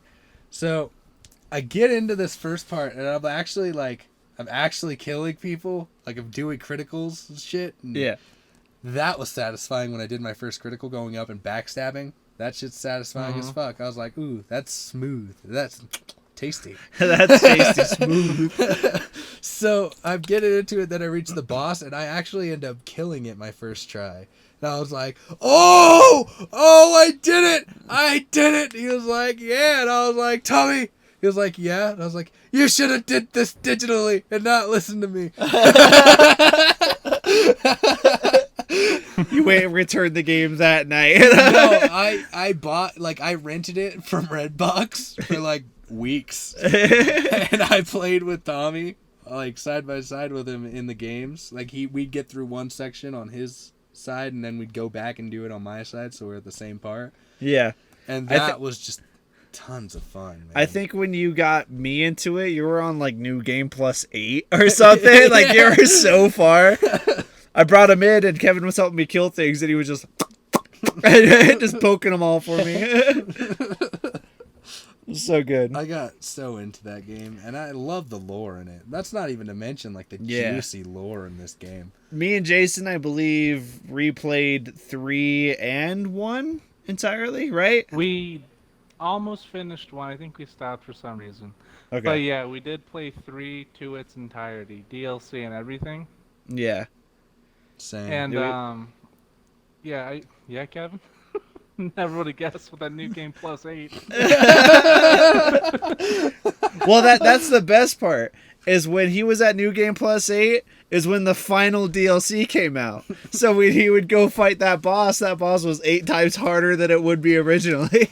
Dude, Slave Knight Gale? Slave Knight Gale is my favorite boss, dude. I think he's so cool. It took us so long. I know. It took us so long. And it was even worse with Tommy. Was it? Oh my god, dude. We were weeks. Like, we were weeks into not being able to beat him. And it was because I was on New Game Plus, like, 9 at the time. So, like, he was on, like, New Game Plus 3 because he had work and I didn't. So I had all this free time putting into the game. And fucking... we get to him and we just can't beat him. We beat him on Tommy's. But we can't do it on mine. And I finally beat him with Tommy, but it took us 2 whole weeks. And it was I think the time you guys did it too, you had summoned me as well. Yeah. And we had like this really dumb tactic of like us being super spread apart. Yeah. So like he would run at Tommy and it would give you a chance to heal, and Tommy would be dodging, getting a couple hits in, then he would stop and then run at me and it'd give Tommy time to heal. Yeah. It was ridiculous because he would just nonstop and his health would chip. Like, just like, little centimeters. It took hours. I think we fought that thing for so long. We did, but it was so fun. Yeah, it was fun. It's a memorable game with a lot of memorable experiences if you play it with friends. Like side You know by what side. the best part about after that fight too? Huh. Is the fact we were all like, yeah, we did it, and you were like, New Game Plus, and we just go in again. I was like, let's go, baby.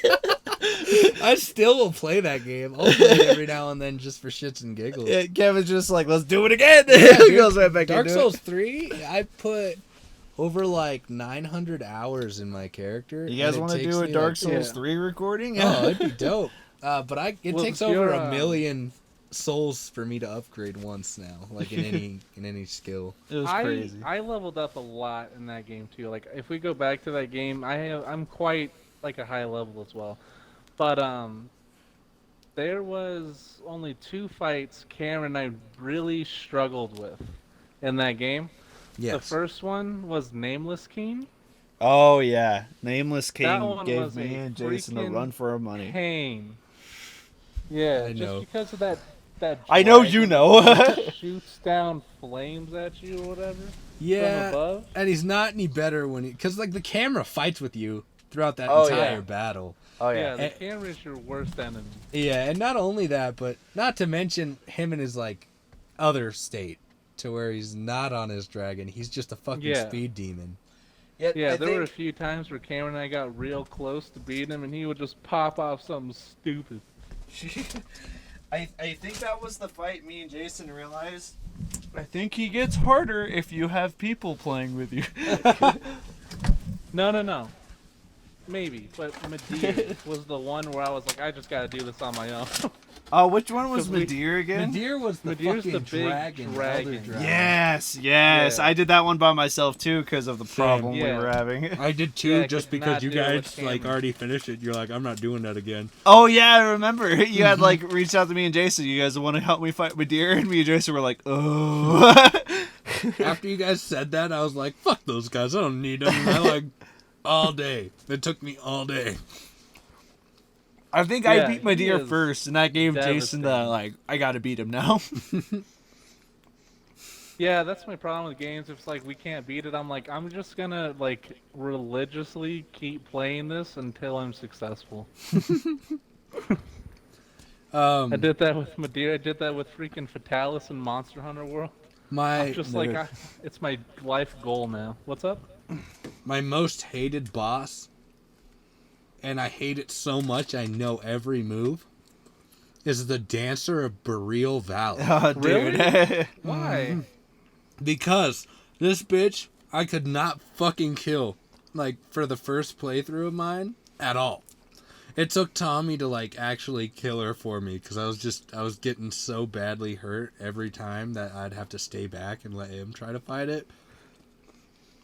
But after he beat it the first time, I was like, you know what? Fuck this. My next game, I'm gonna just keep going until I can do it on my own.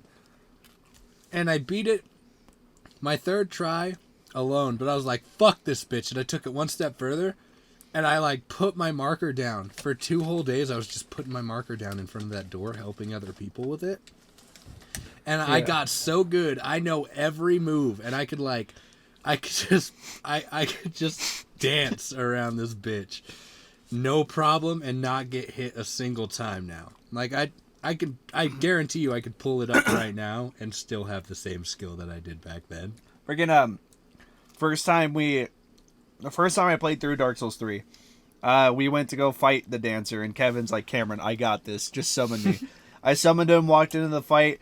Dancer came at me, then Kevin just started fucking whooping its ass. He just went at it. I wear its head. That's like a main head stay on my character now, just because I'm like, I wear your head. I'm so good at beating you. Oh, I can't remember what outfit I loved wearing. I do like the Abyss Watcher outfit. Yeah. I just don't like their weapon a whole lot. Like I love their weapon. The giant sword and then the dagger or whatever in the other hand. Yeah. I love it because of the movement. But I do love the outfit. I like the claws. Claws are good. Mm-hmm. Favorite fight though? Slave Knight Gale. That's mine. Gale? I think From the Soul all of the Cinder games was or my 3? favorite. No, just 3. Just I 3. think Soul of Cinder was my favorite. Soul of Cinder is really good. I think. I'm having to think because this is a hard one. Okay, I felt like no worries. Nameless King would be your big boy. No. Yeah. But Cameron, what he thinks about it with the Soul of Cinder, I do really love how he just like comes at you with like a plethora of different abilities. I think he kind of showcases like all these like different tactics, and it's just like really fun that he changes up his style like as the fight goes on. I do like that a lot. It's not just like more aggressive. Yeah, like he literally changes up like what he's doing. Yeah. I thought that was super fun. Now, I've had to think about this for like a little bit just because I'm thinking of every fight and which one's the most innovative. If you still need time, I have other things to say about Dark Souls, so it's good. I got this. It's in the Wing City DLC, the Ring City DLC. And it's right after you get the dual-wielded great swords. Mm-hmm. Yeah. And you go through those big doors, and it's this giant, tall boss. But you get him halfway down, and he just, like, falls, and then you have to fight another player, like, in the game. Oh, yeah. I know what you're talking about. Yeah, so you have to... It was hilarious. It was great. Sorry. It was so good. It is good. It changed things up exponentially. From that point on, I was like, oh, shit. Now I don't know what bosses are going to be like. You know what I just remembered, too? One of the most hyped... Hold on, Cam. Wait, Cam, hold on. No, you hold on. No, it was just a funny story with that boss that you're talking about, Kevin. Because Cam and I saw someone spawn in, and we were like, is that a player, or is that just like some weird colored boss? And we kind of just like ran around him, not sure, and he was swinging at us, and he was really bad. I feel really bad for that guy. But Cameron and I bullied him the whole time because we weren't sure what he was. Yeah, we were just kind of watching him, and he kept like trying to swing at us, and we were like, can he even hit us? And then he like hit me, and I was like, oh! And then me and Jason both just started going, quack, quack, quack, quack, quack. It's like a cat and a spider, dude. Like, the second the spider starts like trying to run away or gets agitated, the cat just like whack, whack, whack. Cameron and I had this really good strategy where we just like timed up like alternating sword swings, so just you never got a chance to like like no open space. We would both use the dark sword that you get from the Dark Knights. Oh, that's my favorite sword. Yeah, and we would just upgrade our stamina, so whenever we'd fight somebody, we would just that with the refined gem is one of the most powerful swords in the entire game. That's what I told Jason. I was like, we keep doing it. Oh, we told each other. I think I learned that. I taught Camrin that. Yeah, I know Kevin taught me that. It was a while when we played, like, because I think Camrin had taken a break from it for a bit at that point. Because I got Camrin into that game. Yeah. But I love Dark Souls. It is good. That's my number 5. You were right about that sauce, dude. It gave me nostalgia. Really quick though, talking about Dark Souls, in number 2, I made a huge mistake because that was the first ever Dark Souls game I played. There's this one covenant you can join in Majula if you go up the little hill. It's the last one. Take it. And it's like the Covenant of the Strong or whatever. I don't remember entirely. One time. And I was like, yeah, that sounds cool. I'll join it. I didn't know that covenant made the whole game harder. Yeah. If you get blessed by it, like the whole game, like they hit harder and stuff. So I had done like the first few bosses, and I was like, oh my god, I'm gonna give up on this game because it's just like really hard. Like they're not kidding. Dark Souls is like that crazy of a game. I'm not doing damage. They're doing tons of damage. Like I have to play a perfect freaking game to not die to these boys. And so I was about to give up, and I was like, okay, hold on. Maybe I made a stupid character. Let me start over. And then I did, and the game felt a lot easier. And I was like, man, maybe my build was just trash. See, it was just garbage. Yeah, and then I was looking up some like covenants to join later in game, and it was like, yeah, don't join this one if you're a new player because it makes the game hard. And I was like,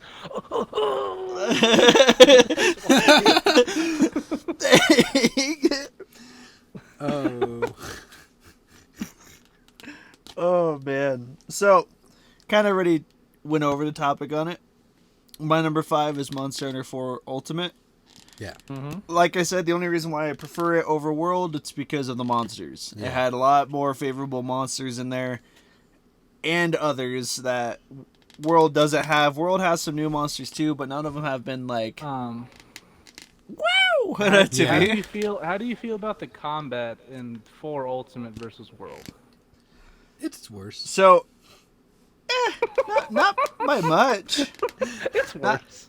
Not by Take it much. from somebody who's like actually played the game in recent months. Yeah, it's not that bad. Though. It's not bad. No, it's just not as good as World. No, it's World's not. Just It's more not. polished Yeah, and refined. it's not as good as World. But like, Kevin, go play Monster Hunter Generations. Ugh. And Don't tell talk me, to me. No, dude, I already have it. Oh my god, Don't it's talk to me horrible about compared that to game. 4. Oh my god, Terrible, dude. It was $40. I took that game back. I straight took it back to game, and I'm not one to do that. Like even if I'm stuck with a shitty game, I'm like, oh, I guess I picked my poison. Might as well drink it. But like, dude, I played Generations, and I got to the first level, and I was like, this ain't my Monster Hunter. No way. I hated Generations. I didn't even get past level 2. Like, I was done. I was like, no way. One thing I liked in 4 over World, though, was World had the weapon tree. Yeah. In 4, you can just build the weapon if you have the materials. I preferred that over having to upgrade to the weapon. Get you. Yeah, I felt like it was... I liked the concept of, hey, you want this monster that's modeled after this weapon? You keep... Or other way around. You want this weapon that's modeled after this monster? Keep fighting that monster and you can get it. I don't like that I had to go fight the monster at the very beginning to get the monsters at the very end's weapon. Yeah. Yeah. I get you. Aren't they a walk in the park, though, at that point? Well, yeah, but not the monster just in tedious. the end. Yeah, it's just tedious having to build that up. World does a similar thing if you want to start like a whole new weapon sometimes. Yeah. Well, I don't like it even then. Yeah. Like, the only reason I like Valhazak so much is mainly because of its armor set it gives you. It's probably the most, OP power. I love that Yeah, armor it's set. insane. Like, it's most insane. overpowered armor in the game. It heals you. Yeah. It literally heals you. It heals you when you do damage.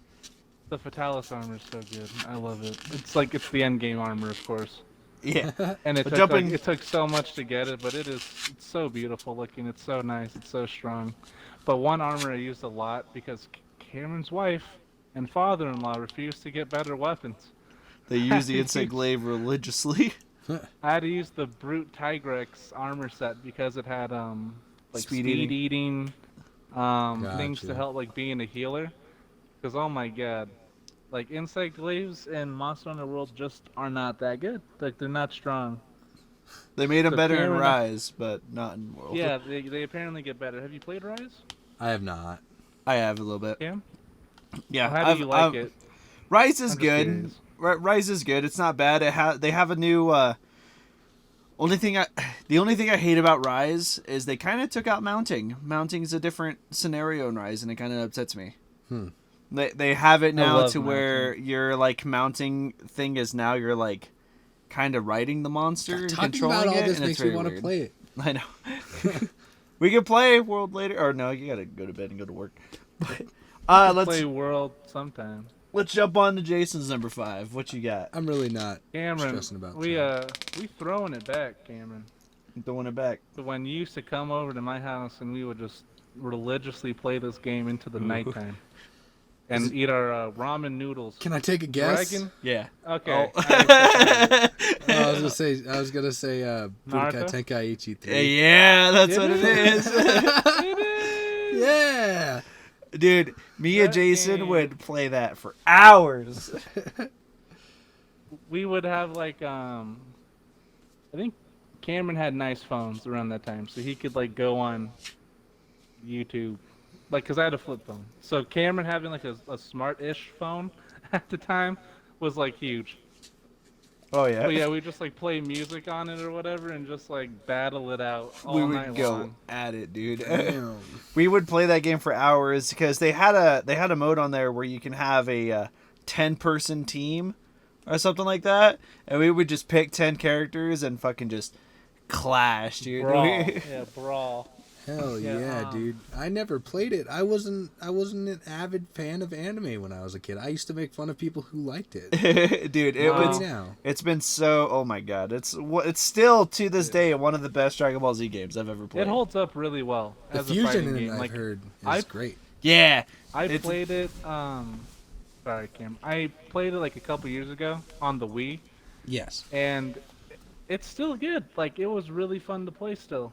Like Oh, it nice. holds up very well for a fighting game. The graphics, it's based off an anime, so like the graphics never really like look horrible, Yeah.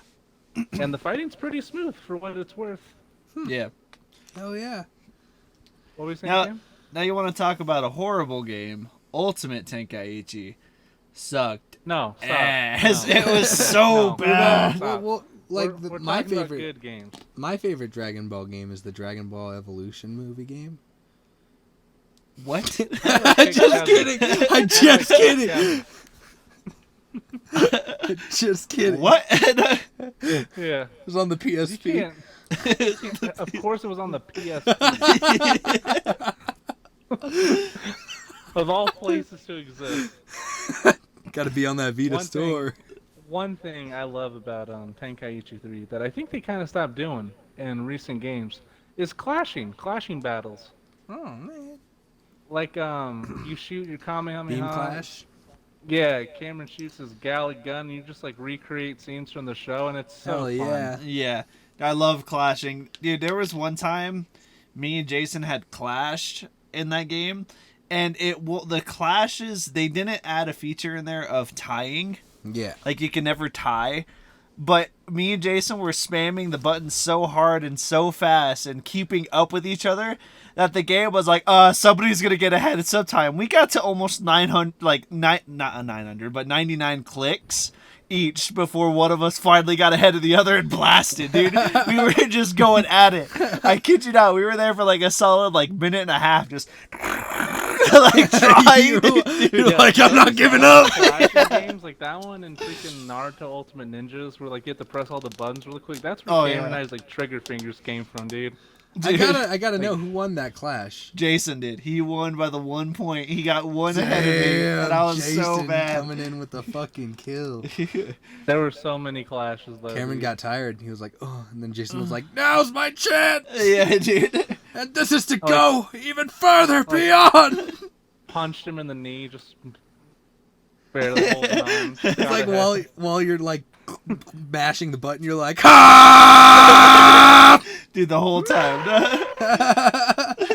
Fucking pass out. I passed out. My hand's still going on the controller. Yeah, guys, Like I'm Rock glad. Lee when fighting Gara. I'm glad Dragon Ball made it on this on this list somewhere. Jason, I wanted to bring up an honorable mention of an anime game we used to play a crap ton on the Nintendo DS, and I can't remember what it was called, but it was a Bleach game. It was the Bleach game. Yeah, what was it? What was the full name? It was Bleach something Souls. I'll look it up. Okay. But dude, me and Jason would play that crap out of that game too. They had a team option, so you would play together as a team and fight people online. I didn't even know they had a Bleach game on the DS. Dude, it was actually pretty solid. I liked it a lot. I would play as Hollow Ichigo all the time, and Jason would play as Kenpachi, and it would work so well because Hollow Ichigo had a move where he would spin his blade, like I showed you, that frame. Like he would spin his blade really fast, and it would surround an area, and it would trap the person while you were smacking him. So it would be like wah wah wah. And Jason would every time I do that, Jason would charge his ultimate, which is Kenpachi ripping off his eye patch and just his spiritual energy just blasting into the air. And so I would trap the guy, and Jason would run up to him as fast as he can and do his ult and just start smacking him, dude. It was so good. Yeah, you would just hear them getting hit like. This will be the longest video we have. Oh yeah, definitely. Oh, We're already at hour 3 That's minutes. what I was saying to you guys. Yeah, I'm excited. I'm happy for it, about honestly. it though. It's doing good. Yeah, I think it was called Blade of Fate, Cameron. Blade of Fate. Okay. I want to move on to number. It's four? your number. Did we 4, do yeah. everyone's 5? Yeah, we did everybody's 5. That was your 5. Okay. Take Aichi. Okay. Just making sure. All right, my number 4.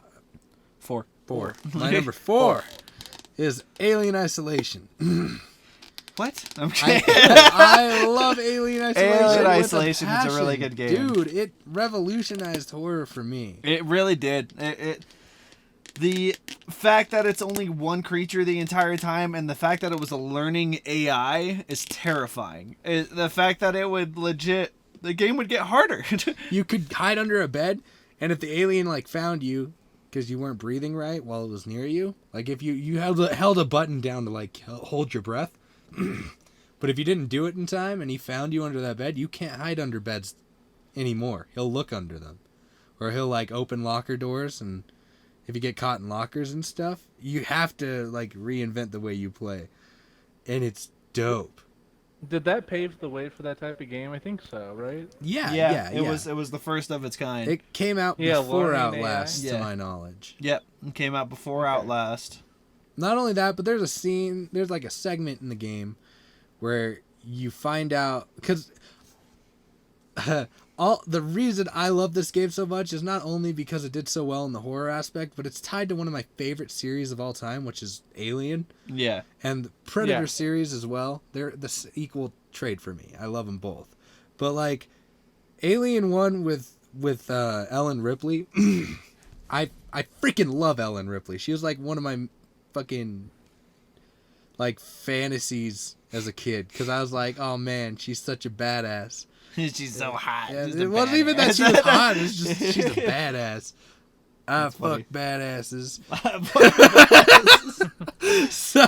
so the fact that this game takes place with you playing as her daughter, trying to find out what happened to her mom on the what do you call it? I forgot the ship's name. I was about to say the spaceship. The ship had a name though. It started with an N. Yeah, I know what you're talking about. I don't know the name though. I should know the name. That's the thing. I'm mad at myself. But anyway, the Nostromo. The Nostromo. That's what it's called. The ship from Alien 1 is called the Nostromo. You go back to that ship from the movie, and it is these people who made the game went to the sets that they made the Alien film on to recapture every part of the ship. That's awesome. So there are scenes where you're running in vents that took place in the films, where the characters were crawling through vents trying to get away from this fucking thing. That's awesome. And not only that, but there's so much attention to detail because you can get recordings that are basically deleted scenes that nobody ever saw from the first 2 movies from the characters. You could get them as audio logs and finally listen to them in the game. That's awesome. That's really cool. It was the first time anybody had ever heard those deleted scenes in audio, but they also got actors back from those old movies to voice some audio logs. Yeah. Like you hear some Ellen Ripley audio logs in here that you've never heard from any of the movies, and they brought her back specifically to do that, to add more lore. That's awesome. That's it's really so cool. good. I like when they put that kind of heart and like secrets into the games like that. It's really, really good. Yeah. It's definitely a really good idea. And I love that they do it. It blew my mind. And my mom, like when I first got this game, that's all I'd play for like a good 5 weeks. Is like I went through it 3 times, like nonstop, just trying to find every little bit, all the little secrets and shit. Dude, Yeah, I wanted to find it all. I was so hyped about that game when it was first coming out. I was from the mountaintops, like, yes, an Alien game's coming out again, and it's not Colonial Marines. Fucking hated that trash. That shit sucked. And the fact that we got another one that was like 100 times better, it was all I could ask for. Right. So it's one of my favorite games of all time. I get that. It's a really fun number game 4. too. What's yours? I would have my number 4 is a blast of the past as well. Oh yeah. My number 4 is Pokemon. Which one? I love Pokemon. Which one? My favorite Pokemon was Pokemon Platinum. Platinum. Dude, Platinum. I'm on the same boat with you. That's probably my favorite Pokemon. Yeah, the one Jason lost because I let him borrow it. I had Pearl. Platinum's better than Pearl. Diamond. Why is Diamond better than Pearl? No, Platinum's better than Pearl. I like Dialga. I think he's a better legendary than Palkia. Yeah. He looks cooler. Platinum. Oh, okay. Because Platinum was Pearl Platinum and Diamond put into one. Yeah. And Cameron, can you get a little closer to like... How about now? No, I'm kidding. Are you talking a little about... better. Are you hearing him through my mic? Yeah, I muted mine so it wouldn't echo for him. Oh, my bad. I need to get closer. I'm going away. But, no, like, yeah, Pokemon Platinum was definitely my favorite. I love the story. Arceus was in it, wasn't he? In Platinum? Yeah. Yeah. It's having to get Arceus and all that stuff. They had so many good legendaries in such an old Pokemon game. It was amazing. I love the feature that they had added to Soul Silver that actually corresponded with previous games as well. The Pokewalker. Yeah. That you can put your Pokemon into and take with you places. Yeah. Like it was like the original Pokemon Go, basically. But I was so sad. I had a Garantina in that bitch. I left it in my pocket and it got put through the washer. I lost my Garantina. Jason's like, about I that. was playing Diamond. Yeah, that was me. I put it in the wash. No. With Diamond, I found a shiny Graveler. And I was like, oh, dope. I went to go catch it. And I had my Haunter out. And it breaks out of the Pokeball. And it uses Explode. And I was like, no! No! Self-destruct. Yeah, self-destruct or explode, whatever. The worst part about that is it's a normal type move.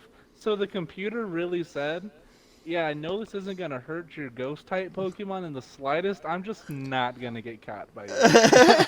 It just dipped. Pokemon games are one of the reasons I really wanted the 3DS. Mm-hmm. I love them. Mm-hmm. Like, the fact that you can have such an addicting game on the go is mind-blowing. Yeah, dude. And all Pokemon games are still, like, fun to play. Like, I would play any Pokemon game on the DS or, like, Game Boy. Yeah. And still have fun with it. Take Black or White, like, I think they're the least favorites of the, like, original DS. I'd still play them, dude. Yeah. I'd play them. Yeah, for I sure. would too. I'd still play them. I'd be happy that I owned one on DS. Right? You know? I remember a long time ago, Jason, we had that, I had a birthday party over at my house. We had all of the friends over. God, we were all playing Pokemon Tag Team. And then, like, somebody had a action replay, and they had... Connor. Yeah, Connor had an action replay, and he was able to get an item through the action replay to where you can give that item to a Pokemon you own, and it makes it to where only super effective attacks could hurt it, and nothing else would hit it. That's messed up. And he gave it to his Spirit Tomb, and Spirit Tomb was weak to nothing. That was his, like, passive ability, is that he couldn't... Yeah, that he couldn't be hit by anything, or that he wasn't super affected by anything. So he gave it to his Spirit Tomb, and we're sitting there, we're playing... And I think Jason and Connor were on the same team, and we made that a rule. You're like, we can't use Spirit. No. Was he on my team? No, he was with Tyler. He was with Tyler. Yeah, it was Connor and Tyler, and we Connor's. Almost beat it. Yeah, we almost beat it too, which was crazy. because weather effect things still hurt it. So like sandstorm, hail.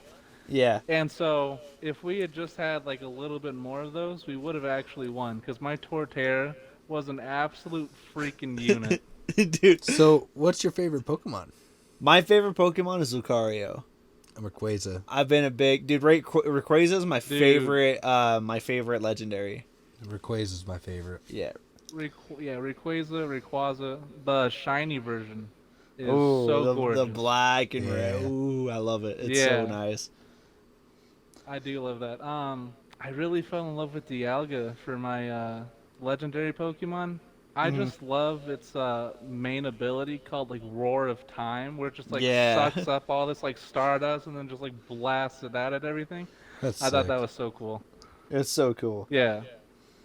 I love Charizard as like a starter, and I love that they gave him the version later on where he's just like this black Charizard with blue flames coming out. Yeah, the freaking the X evolution or whatever it's called, the extra evolution. It's so good. I love it. I'm more of a Poplio guy. Poplio, dude, he's like the cutest Pokemon. I don't care what anybody says. It's good, dude. Camrin got a Chimchar. Platinum. Dude.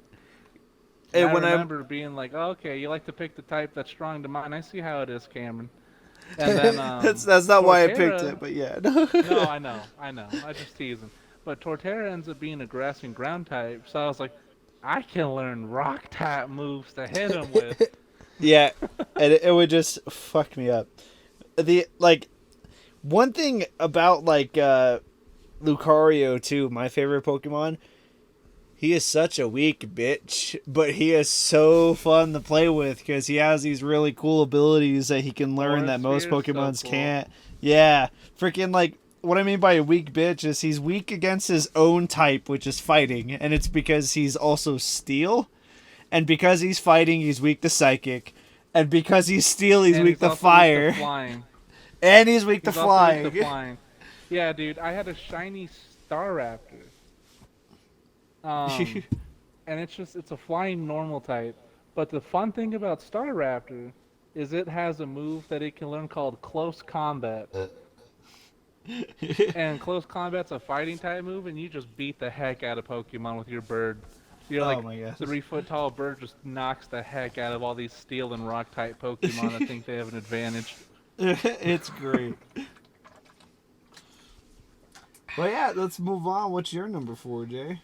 Yeah, I'm really glad you brought up Pokemon though. That is such a fun franchise. It really is. Yeah. Yeah, dude. Speaking of collecting them all. Ark Survival Evolved is up there for me. I got it at number 4.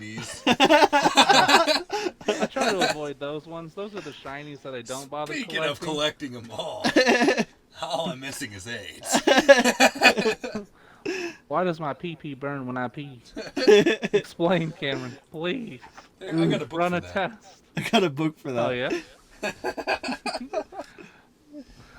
Ever since I was little, I've always loved dinosaurs, dude. So, when Ark came out, and I was like, there's a survival game based off dinosaurs, and my friend CJ was like, yeah, dude. And I'm like, I already bought it. I don't care. You would love I already Turok. bought it, dude. Turok? Probably, dude. The thing about Ark is I never really got into the public server thing. I just didn't find enjoyment in that. So my friend CJ and I made our own little world, and the fun thing about Ark is it's fully customizable. You can set up a bunch of stuff in it to make the game more enjoyable to your wants and needs. I messed up though, because my dumb self doesn't understand math. And so instead of giving CJ and I a 3 times multiplier on resource gathering and damage and all that stuff, I gave us all 0.3. So we were only doing 30% of what we should be doing. But dinosaurs were hitting us for 3 times harder than they should. So we were playing in veteran mode for a while. And you're like, why would I collect this thing? Does it only give me a fraction of what I need? Yeah, a T-Rex would bite you and it would just insta-kill you, and I was like, that sucks. I mean, it's realistic, but that sucks. I want to be able to run without my arm. Yeah, why can't I look like an Osuke from the movie? I know. Oh, no. We're punching trees down to like nothingness, and we're getting like 3 wood from them. And I'm like, man, this game like spits on you. It just hates you, dude. I could never get into it because at the time I tried it, I had a low resolution TV and the small little fucking letters that tell you everything you need to know about the game. I couldn't read it, so I was like, I don't know. Get you. I'm going in blind. And I don't know what to do. I punched a tree, but I got killed by like a turtle-looking thing. I'm like, all right. Yeah. One thing I really loved about Ark that they introduced more and more is there is a lot of lore inside of it, and you can like figure that out by finding like pages of this one survivor who used to live on the island that you're on. And so, like, you can go and find, like, parts of her journal and, like, learn more about dinosaurs and, like, her story. And, like, there's a few other survivors there. And one thing that's really cool is there's going to be an animated series about her and her adventures. What? Like, coming, like, this year. Yeah, that's real cool. That's awesome. From Ark? And then, and then their Ark 2's coming 2 out. It's coming out next year. Yeah. Yeah. I'll try that one out. And we'll all get Ark 2 and we'll play it for the channel for everybody. No. Okay. I don't wanna. Yes. Okay. Okay. All right, guys. Okay. We're on our top 3, baby. What's your number 3, Kevin? Portal 2. Portal 2. Get Portal the heck 2. out. No, I'm just kidding. Portal 2 is so good. Is super good, and it loved revolutionized puzzle games for me. Dude. It made me look at everything in a I was like, puzzle games can be like strategic, funny, and like immersive at the same time. Yeah. There's no way. And I wanted the PC version so bad because after the game ended, I was like, I need more. Yeah. I need more. Because you have all the people that can make levels in the PC version. Yeah, and I never got it, but I really wanted to get it. Dude, I loved Portal. I remember watching it for the first time on YouTube and just thinking, man, I want an Xbox right now. Wheatley was the whole reason I love Portal 2, dude. Like, dude, that little blue orb that follows you around is the funniest fucking thing. I fucking love it. The interactions you can do with the characters too, where you take each other's heads off and shit. He's like, I want you to say apple. Can you do that? Say apple. And you like, it says press A and you jump, and he's like, okay, well that was jumping. It's so good. I love it. I miss Portal now, dude. I really want to play Portal 2 now. Fuck, that's such a good game. It is, and it's co-op. It is co-op. That's what's amazing. The puzzles in it were really fun. The freaking, like, the way that you would have to, like, build up momentum and then shoot your portal to get launched. Yeah, to get across that was things. great. It was really cool. Did you know companion cubes contain human remains? Yes! They're just humans crunched into boxes. That's why they, like, scream sometimes. Yeah!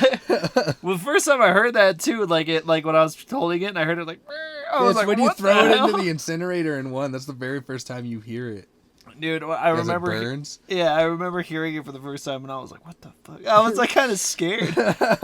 And then, like, there's that secret location you can find in 2, where you like learn about some guy that was hiding in like the rafters dude, I was or whatever. just about to mention him. He was like, fucking, he was talking about when life hands you lemons. He's like, you give those lemons back. I don't want your damn lemons. Yeah. What the hell am I supposed to do with these? I'm the guy that will literally burn your house down with the lemons. Did you notice, though, that when you found his sleeping area, one of those cubes were sitting there? Yeah. Yeah, so there's a big old theory that he's in the cube now. Pretty sure he might be. Dude, I love that game, though. That game was fun. It was so good. The humor in it was so good. It was good. I had to convince Devin to play with me. He was like, step into the repulsion gel really quick. If it makes you bleed out of any orifice, you've signed a waiver. It's so good. I love it. Portal 2 is dope. Portal 2 was a really good game. Did you ever get on that, Jason?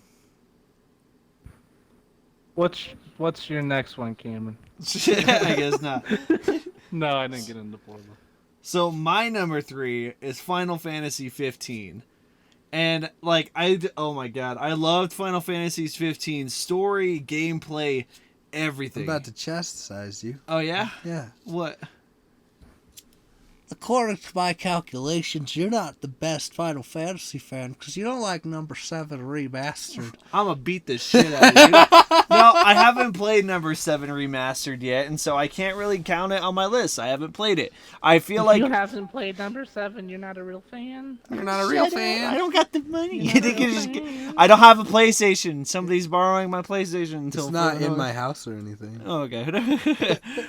But yeah, no, I haven't had a PlayStation since 7's come out. So, like, I haven't played it. I haven't attempted to buy it. Which sucks. Step up your shit, Xbox. Why are you letting PlayStation get all these exclusives? I know. But, like, Final Fantasy 15 I enjoyed a lot. Like, Final Fantasy 7 has a really good story, don't get me wrong. But I preferred 15 just because of the gameplay at the time. Like I said, I haven't played 7. I know the remaster of 7 has the new gameplay like Final Fantasy 15. I just haven't played it yet. But because of the action, the game style, the way the game's played, and the story, and the multiple characters, you can play as every single character in that game, which is really cool. You can like switch off of them, right? Kinda. Kinda. It's like a weird DLC thing. Like you have to get it DLC wise and all that jazz.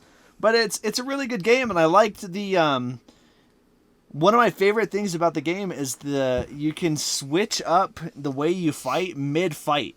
Like, you can switch out your weapons, and your character has, like, a weapon layout that he pulls out of, like, magical space and shit. Yeah. And, like, they had magic abilities that you can fuse together to make better abilities. One of my favorite abilities were the XP magic gains, because you would use that shit, and it would fucking just explode with magical energy. And by the end of the fight, you get, like, a shit ton of experience from it. Yeah. And it was really fun to do that stuff, and having to switch between weapons, like you'll start off with a aerial attack with like your small sword, and then you can switch mid-air into the great sword and come down with a big swing and do a lot of damage. It was real fun. It was real neat. That and you could do anything. Yeah. And you could go to any cave you wanted. Yeah. Like higher, lower level, and you could still get through them if you were smart enough. Yeah, it was really fun. I really enjoyed it, and I like the summons in it. The summons were probably my favorite things, dude. I love summoning people. Like, the summons were random. That's the only sucky part, is you would get it at random times. None of it was consistent. But the cutscenes it would give you when you would summon creatures was so fucking cool. Yeah. I loved it. And the fact that it would just devastate. Is a good game for sure. Oh, I was in love. When I played Final Fantasy 15 for the first time, I was like, this is so good. Such a good game. What about you, Jason? What's your number 3? I didn't play Final Fantasy. I'm sorry. Are we talking about my third? Yeah. My third? Yeah. Skyrim. I love Skyrim. Skyrim's ew. my third. Just kidding. Yeah, ew. How dare you? Jason's played the shit out of Skyrim. Talking about Scream. I've invested thousands of hours, literally thousands, into Skyrim on multiple playthroughs. It is so fun. Oh my god, there was a time when I pretty much knew everything in that game. Camrin was like just playing it casually, talking to me about it, and I was like, yeah, so you can go right of backseat gaming this building. Yeah, you can go right. No, I wasn't even in the room with him though. That was the best part. I was just in a party with him. He's like, all right. I'm located right here, and I was like, okay, so you're in Whiterun by this part, blah blah blah. So if you want to back up like 40 steps. Yeah, Jesus. Yeah, he had told me I was trying to I was like in the wizarding school or whatever it is in Skyrim, and he was like, oh yeah, by the way, if you leave the campus, go like east of it under the bridge and keep going, follow behind the school, and you'll find a glacier that you can walk into, and that's where you can start the mission to get that like crazy book that levels you up quick. And so I went in there, and it was exactly where it was too, and I was like, how the hell do you know this? And he was like, I did it so much. I have been through multiple realities, Cameron. I have seen it too many times to not forget. I love Skyrim, but there is a crazy way of how I obtained that game, and it's the Video Dome. The booby domes here in the mountain. Yeah, the Video Domes here in the mountain had them, and I went in, and I didn't realize like I was like, oh, I saw it on the shelf. I was like, how much is this to rent? And she was like, oh, $15. I was like, oh, okay. Just $15 for like how many days? And she was like, oh no, $15 like to keep. And it had just come out. Like it came out like 3 weeks prior. And I like turned to my friend and he's like, what? And he has this like dumbfounded look on his face, like, nuh-uh. And I turned to her and I'm like, you're joking. And she was like, no, here, let me scan it up. And she like scanned it and she was like, yep, $12. I was like, in my head, I was like, there's obviously something wrong with that sticker. But I'm going to do it anyway. So I slammed, because I was saving that money for a ticket for the movies that day. I just slammed it on the counter. I was like, bam. All right. And he was like, what are you doing? And I was like, it's $12. It's $60 at Walmart. And I think she heard me as I was walking out with him, because I turned and she's death glaring me, like sweating. Like, I feel like she was like, in her head, she's like, oh shit, did I just do something wrong? Like, oh no, they're already out the door. Did you ever like investigate the sticker and like see if it said something else on it? I played the shit out of it when I got home, and I was like, you guys go see your movie. I'm playing Skyrim. That's awesome, dude. I got it for $12. To nerd out about this game some more, though, because I know Kevin said he really liked Dark Souls for the lore. Yeah. The Elder Scrolls as like an entire franchise is so packed with history. Yeah. All the books you read in Skyrim are either like stories someone's telling, or they're actual myths, like historical like events that happen like inside of previous games. Which are freaking like sweet. You can get the majority of like Oblivion storyline just by reading like Skyrim's like books that you find across the world. Yeah. I think that's really neat. That is neat. That you can just like do that sort of thing. Fuck yeah, more games should do that. Honestly. Well, yeah, like it just has a big history behind it, so I think it's really cool when they like let you delve into it without having to buy the game necessarily. Well, yeah, some books would even go to like into Oblivion's storyline. You know what I'm saying? Like they would recount previous events as like legends or myths. Yeah, it's really cool. You get to like meet a bunch of like, they're called Daedra, they're like demons. I was walking through the forest. Divinity. It's so fun. I was walking through the forest, just playing, and this fucking dog, like I'm playing and I hear somebody shout like, fucking, like he's like, hey! I like turn around, there's this fucking dog staring at me. I'm like, the hell? I was like looking around for anybody else who said that. The dog fucking like, it like focuses me on the dog. And the dog starts talking to me. I'm like, wait, what the hell? I wasn't even in a mission. How did this start? And he just takes me to this fucking like vampire's cave. And he has me kill all these fucking vampires. I was like, how the fuck did he even get me? That's one of the Daedra quests that I love, dude, because they're just so random. They are. They're so interesting. They're so fun. How they just pull you into all this random stuff. I loved it, dude. And that was like one of the things that caught me off guard, like a lot. Yeah, dude. I love how like most games will have you like become a god or whatever compared to like everyone else. Yeah. And then Skyrim's like, hey, guess what, buddy? You're like literally a god, and you're just like, you're like, let me suck them souls. Yeah.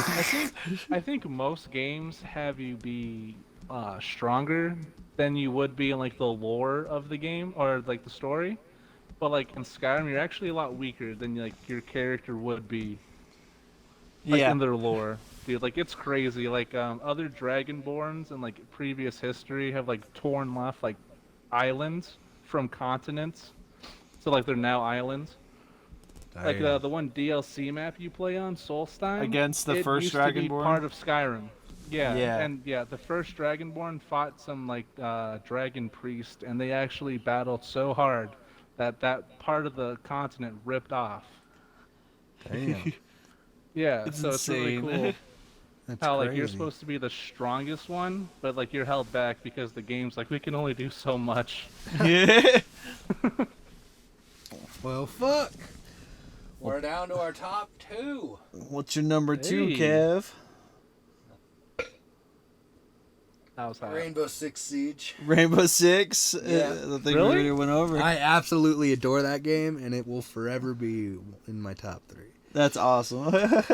I probably played the most of that game than I've ever in my entire life of any other game. Really? Like even Dark Souls 3 with my 900 hours, dude. I got a good like whole year of time accumulated on that game from my Xbox account. That's awesome. So we already gushed about that game though, but I just want to like say it's freaking sweet. And Yeah, whoever it's a good game. hates on that game, it's probably because you're not good at it or you're not That's patient. fair. Yeah, That's true. exactly the mentality. Or you that don't have a Rainbow good team. Six players have. I'm gonna see. What's your number It 2? is toxic Cam? as fuck though. Yeah. That community is Oh, like it's the most yeah. toxic. it's the That toxic community's fucking rough. community I've ever seen. Like Clutch or Kick was like started because of that game. Yeah. But my number 2 is God of War. God of War. I which was one? in one, love baby? with God of War. You gotta the, start. The newest God of War is my favorite.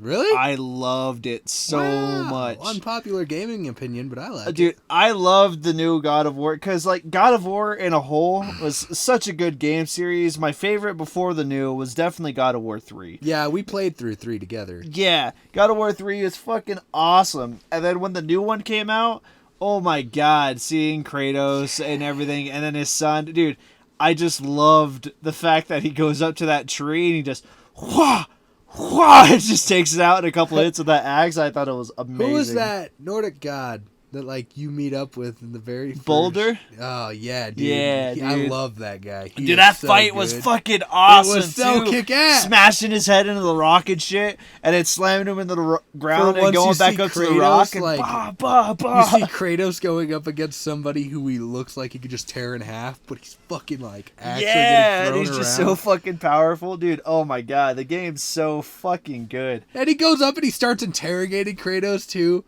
And Kratos is like, leave me alone. Yeah. Like, get out of here. And he's just like, I'm not going anywhere. And he's like, am I going to have to make you step off my property? And fucking, he goes to throw a punch and he fucking knocks the dude in the mouth. And he's like, oh, that was a good one. Try it again. And he goes to do it again. And he fucking like catches his fist. He's like, huh, that's weird. And he starts like overpowering Kratos for a second. It's fucking cool. I love his charismatic attitude. It's so good. Dude, I love the fact that after he had beat Baldur in that fight, and he fucking snaps his neck, and Baldur just head motions, and like how smooth it is after Yeah. his neck gets snapped of just limp body. Yeah. And then the fact you never see him again for such a long time, and then when he comes back and yeah. you're like, oh fuck, he really can't die. Yeah. He's telling Kratos like, I can't die. And he was like, watch Yeah, yourself watch. before I make you. And Kratos is just a fucking silent, overpowered badass in that entire fucking game. I love how he just refers to his son as boy. Boy. Boy. Boy. Come here, boy. Boy. I really like at the end of the game it reveals that his Hey, that is I'm not Shut done up, with it. boy. okay. Are you not? I'm not. You're not? I'm not. No. Never mind. I won't spoil it Yeah. just because you're here and you Yeah. haven't done it. I haven't done it yet. But I haven't played that one yet because it's like a PlayStation exclusive. But I really did love playing God of War 2. Dude, oh my god, God of War That was, 2 like, the even first was so game. good. Even the That was PSP like the first got game it I for it. played that Oh, was yeah. just like really brutal.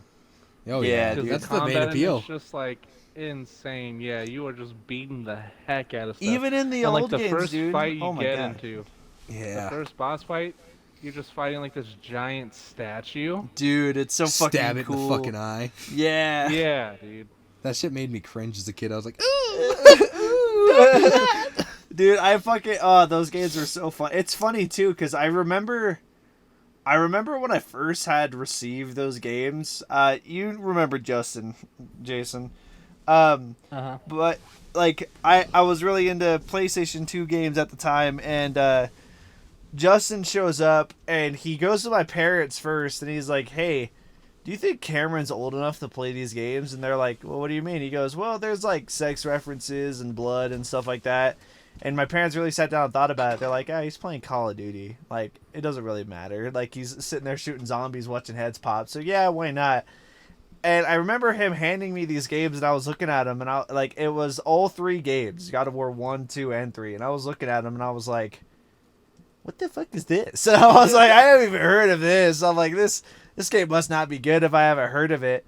And I kind of just left them on the shelf for a while, and one day I was like, I got nothing to play. So what's this all about? And I popped it in there, and I was like, I made a mistake. I was like, these games are fucking awesome. Dude, and I binge played the shit out of them. As like an honorary mention though, for like a game similar to God of War that like had a lot of like gore, sexual themes, all that stuff. Dante's Inferno. Dante's Inferno was good too. Dante's Inferno was real that nice. Game. That was like a really big like impressionable game because I think that was one of the first games I had when I got the PS4. It was the Xbox equivalent of God of War. Yeah. Like, for people with Xbox. Yeah. It's a really good game.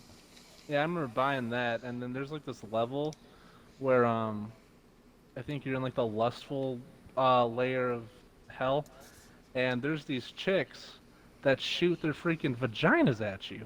Yeah, there are, and you're going up this like there's this one bitch that you fight at the end of that segment to where like it's just a giant naked bitch, and you're up in this tower. It's like constantly going up, but these ladies come out and like squirt their vaginas at you constantly. That's fucking horrible. Yeah. It was very weird to play that next to my mom's boyfriend at the time because I was still pretty young. And he was like, "What are they doing?" I was like, I wish I knew. And it's better if we just slash them up and keep going.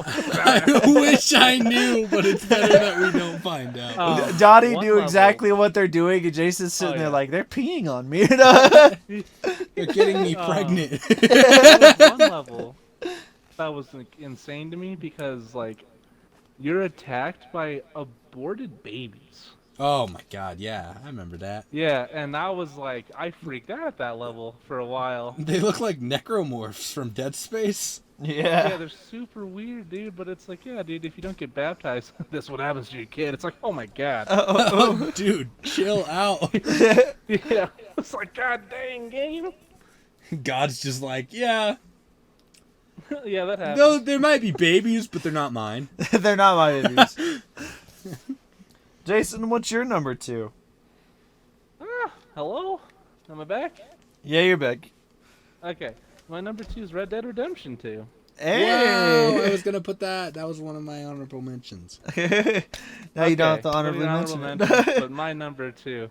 The best graphic game ever so far. It's so good. I said that earlier today. Yeah. Actually, to a coworker. The snow graphics in it are fucking awesome. The They're snow, so the good. trees, all the styles you can do with Arthur, the periodic hair growth. I think we even horse talked about testicles. this in our very first podcast.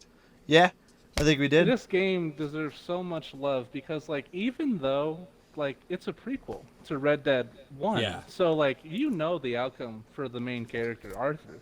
Yeah. But, like, the ride that it takes you on along the way is so, like, masterfully crafted.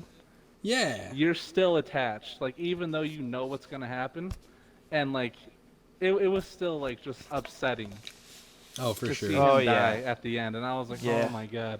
For sure. Yeah, like, oh, dude. The Micah thing was like a big surprise, like when he's the traitor of the group, because everyone's like pinning it on all these people that it could be, and then he comes out with it, and it's like, oh my god, it makes sense now, and like it's so perfectly woven. It took the world by storm. It's a great story. Oh yeah, it's a really good story, really good game. In our first podcast, we were talking about how it is like a revolutionary game for hardware. Oh yeah, it pushes everything to its limit. Yeah, the Rage engine, I think Rockstar's the only one that uses it. They don't let any other game companies use it, and it just single-handedly is the best engine for any game design. Oh yeah, like all the stuff they do with it's insane, and like all the mods that you can do with the Rage engine, I think they let modders use it. But like, have you seen like the GTA stuff where they like recreate like Gotham and you play as Batman? No, like, dude, I haven't. Superman, dude, it's insane what you can pull off with those things. But like, the mechanics like of being like Superman, the Hulk, whatever, they all look good because there's just so much functionality inside of the engine that like you can do whatever you want. It's insane. one of my favorite mods I've ever seen in GTA 5 was there was this group of 5 people that like modded their game to have fucking Scooby-Doo characters. And so they were all dressed up as Scooby-Doo characters riding around in the mystery machine, and they would just pull up next to random players, all hop out and beat the shit out of the guy, get back in the car and leave. It was fucking great. My favorite GTA mod that I saw was as a kid when 4 was out and very rampant. It was like an Iron Man mod, and you could like fly around in the Iron Man suit in GTA 4. That's awesome. It's pretty kick-ass. Yeah. That is badass. But I haven't even gotten to like, if we want to talk about attention to detail, Red Dead is Red all Dead in. is on it, dude. There's these arrows you can use called improved arrows, and they're super strong.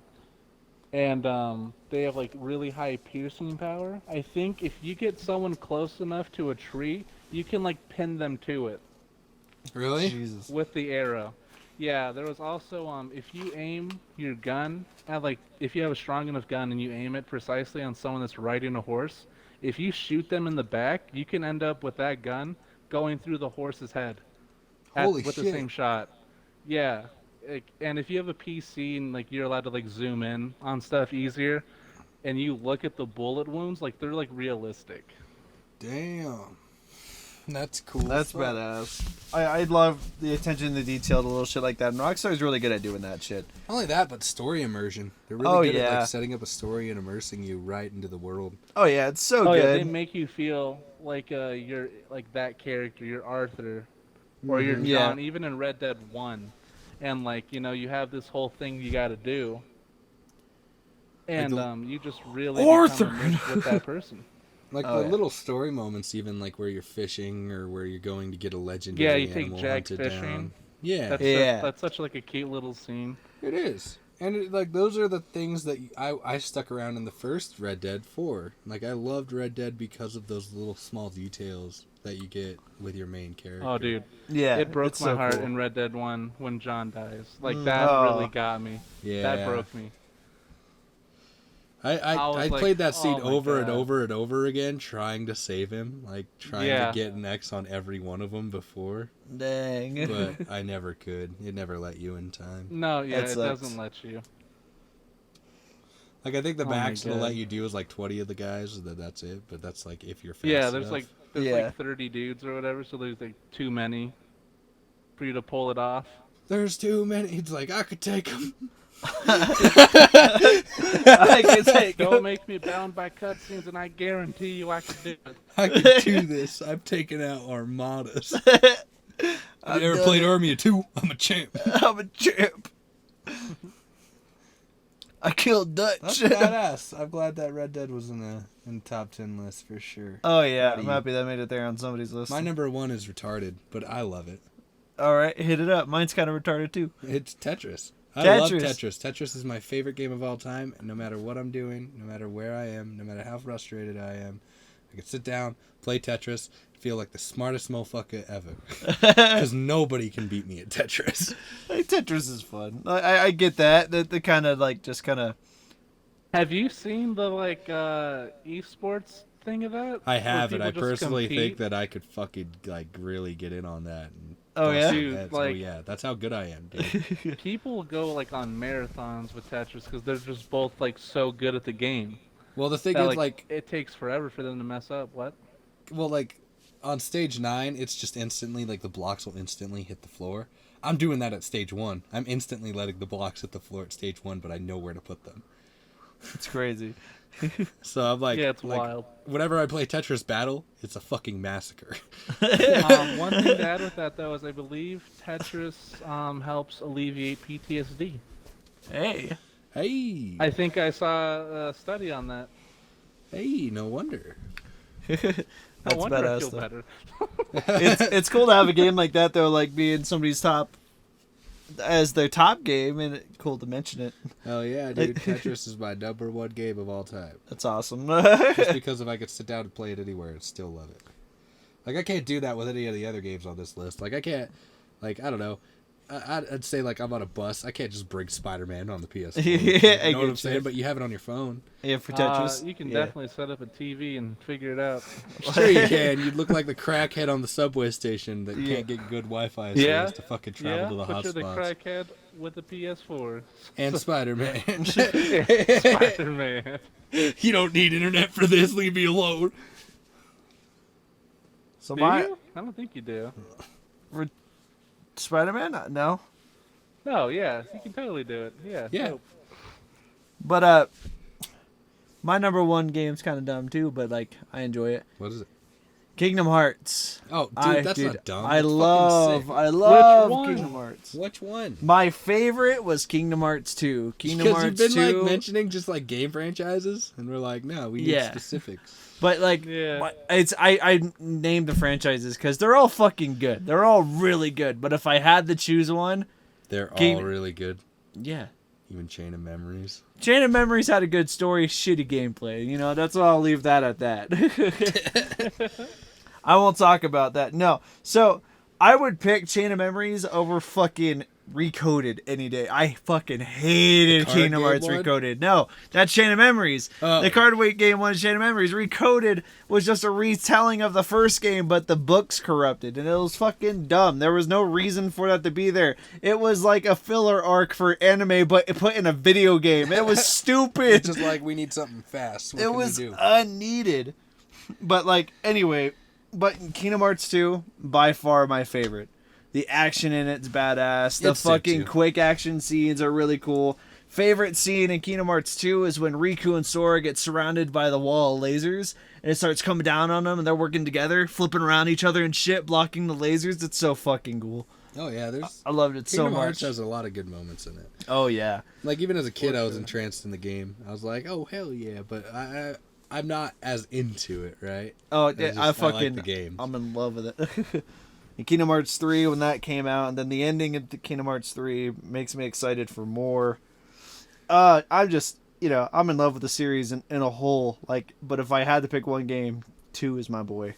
2? Yeah, Kingdom Hearts 2 is the one I've beaten the most. Oh, dude, I fucking oof. You almost took it from me when you stayed over at my place. I did. I saw. I was like, Kevin, I want this. I was like, no, it's mine. The Kingdom Hearts 2 case is probably one of my favorite looking cases too, because it's solid silver. Yeah. Dude, it's so cool. And fucking I'm glad that's one of the games I kept. The fucking secret bosses in 2 too are so awesome. Fucking in I think it's Kingdom Hearts 2. In Kingdom Hearts 2, you can find Terra's suit and fight Terra, and it's so fucking, dude, that's the hardest fight I've ever had to deal with, is fighting Terra. Oh my god. But it's such a fun game. I love it. I love it so much. Yeah. I'm all over that series. I'm that kind of person though that like, when they're like, describe to me Kingdom Hearts lore, I will go in on hours. It's like Kingdom Hearts lore. And like people always ask, well, what's this mean? It means this. Oh, what's this mean? Well, that means this. Yeah, dude, Camrin is to Kingdom Hearts what I am to Skyrim, and I love it. Dude, honestly. Like, the only thing I can't tell you right now is who the Master of Masters is, but that's it. And that's being revealed in the next game. It's Donald. It's Donald. Fucking Donald being the strongest Final Fantasy mage. Did you hear about that shit? Yeah. Him knowing Zeta Flare. Apparently Zeta Flare is an insanely powerful technique that even the strongest of gods in Final Fantasy, if they would use, they would instantly die or some shit. And Donald, all he did was pass out after using it. Well, no, he technically died, but even then he didn't like explode like how they describe it with the gods. They would fucking like, they couldn't even hit that level of power. And Donald just walks in and goes, The feat that nobody mentions, though, is Donald does this overpowered technique, but the person Donald uses it against lives. The guy walks out of it like nothing happened. Why? Dude, it's because it's fucking Xemnas. Okay. So Xemnas is like, that was cute. The little duck did a thing. That's what he should start Tanjiro crying. Break it down. Be like, how can we ever get to that level? How can we get to that level? But no, like I love the whole game. It's so good. Oh, fuck yeah. All right, Jason, what's your number one? My number one game, I need you boys to check the messenger group. I posted it in there for initial reactions. You gonna love it? A Bible game! I own that! I own that! I own that! I own that on PS2. I have the case in this fucking room. I have that game. I have it. Fucking Devin, Jesus approved. Dude, I love it. Oh my god, dude, the trivia levels, that's all that game was. It was like a Family Feud, but for fucking Bible. And then you do these little mini games. It was the best. I fucking loved that game. God, banger soundtrack too. That's funny. It's just old hymns. It is. Hey. It really is. Like, you're not wrong. I own that game. I played the shit out of it. I feel like Jason's never played it, and he probably just stumbled on it. But the fact that Kevin's played it, I remember seeing it in a GameStop for like $2, and I was like, I should get it just cause. And I never did. I did. There's this one mini game where you had to jump over snakes. That was the worst. That was the worst one. You could never jump over those bitches. Dude, speaking of funny GameStop stories and cheap games, Assassin's Creed, jumping back on Assassin's Creed 1 didn't do very well when it first got released. Jason got the game for fucking $5. Assassin's Creed 1. And then, like, I kid you not, 2 or 3 weeks after him getting it, it started blowing up. It's getting real big, and they announced Assassin's Creed 2. And then I went to GameStop, the fucker was back up at like $30. I was like, what the fuck? Oh, I know. GameStop is so buns about We this just sort need of to thing, start dude. buying like copies of the Bible game like crazy. Just start buying copies of the Bible. Yeah. It's so funny that I actually own that like physically. Dude, yeah. They're gonna come out with the Bible too. We need to do a quick video on it, just like one video of us We playing will. it together. We'll do it when you're down here. Yeah, dude, for sure. You guys gonna take a day just to play Justin the Bible has game? a PS2. Jason, what's your number one game? The Bible too. No. It's like I know more about it than he does. Yeah, dude. My number one is The Witcher 3. Oh, Ooh, dude, The that's Witchers. such a good game. I love that game. I'm so sad I didn't think of that. Yeah, dude. While like I do love Red Dead Story, I just absolutely fell in love with The Witcher. I love it so much because you can play number 3. You don't feel like you really missed anything from 1 and 2, and even if you do, they do recap you like really well on what you missed. Yeah. Like from the beginning. Yeah, like you get questioned by this one military dude. And he's like, so what were you doing in this castle, blah, blah, blah. And like you have like a couple dialogue options to pick from, which were like, they're both real events and either one. Geralt just talks about them. Yeah. And it's so nice because like you do get caught up on it from the get-go. And the combat in that game is so fluid. Good. It's and like, it's so clean. that Yeah, game they has have like a some of the two-sword best. system with like minor magic involved. Yeah. Yeah, so like silver swords for monsters, steel for humans and like elves and all those types of people. The thing about that game that I really do love is like alchemy in that game doesn't like completely overpower you, but it's like a really nice complement to like everything that you're doing. Okay. So like if you actually pursue it and like just get into it, it's good, and like you can get ahead really easy. But none of the stuff's like too hard to get, so you never feel like you're pressured into like having to get something ever. It's just kind of like, yeah, just go pick some flowers in the meadow, dude, and you can get a potion to like let you feel good. Get your brain feeling silly. You can start feeling real nice. You can also make bombs, so you can just have like a whole different variety of like ways to encounter creatures and fight them, and like there's all these weaknesses they can have. So like if you take the time to prepare, like you can come out of it pretty much like unscathed, and I think that's like really cool. The creatures in that game are freaking awesome, dude. There's a side Oh, story. they're so good. There's a side What's story up? that really got me, and it was this guy had his wife die, and it had his newborn. She was still carrying it, but it was like it died at birth, and so he like buried both of them, but like his animals started dying around his farm, and it was like found out that because he didn't like he just buried the bodies carelessly, the baby spirit was like an angered spirit, and it wasn't like set free, so it like turned the fetus into a fucking like actual creature that was killing his livestock. I think it's called like a lubricant. Yeah, something. yeah. Yeah, but, it's actually one of the main story events in that game. Yeah, and like that in itself had me going, holy shit, dude. The fucking monsters in this game are crazy cool. Like, just like how messed up they can be. That got me. It made me Oh awesome. my god. I remember the first time I encountered a Leshen in that game. Oh, man. And so a Leshen kind of looks like a Wendigo, but it's also mixed with like foresty though, not really like a humanoid type of thing. It looks more Yeah, like it's like made out a of wood tree. troll. Yeah. Yeah, and it's like this towering creature that like summons crows and wolves and stuff. So you're like having to fight like a whole forest worth of animals just to like get your way to the Leshen. And like they hit hard. They have like all these AoE moves. They can They're super teleport. They quick. can go invisible. Yeah, it's so cool. Like how like the strongest creatures in the game like present a challenge to you because like it makes you feel like you're like a Witcher because Witchers aren't like super powerful. They're just like enhanced humans. They have a pop figure statue of Gerald fighting A Leshen. a Leshen. Yeah. Yeah, Girl. I was thinking yeah, about getting that. You should, That is a dude. really I cool love one. it so much. When you get to like a little bit later in the game and you go to a place called Skellige, it's like a really big open like island type of map with like a lot of ocean you have to traverse through. Yeah. And there's these harpy creatures that will scream at you, and they'll chase you while you're in your boat. And sometimes they'll like go in the water, and you can like pan back, and you can see them like swimming after you and like grabbing onto the boat, and, like ripping off chunks of it to sink you.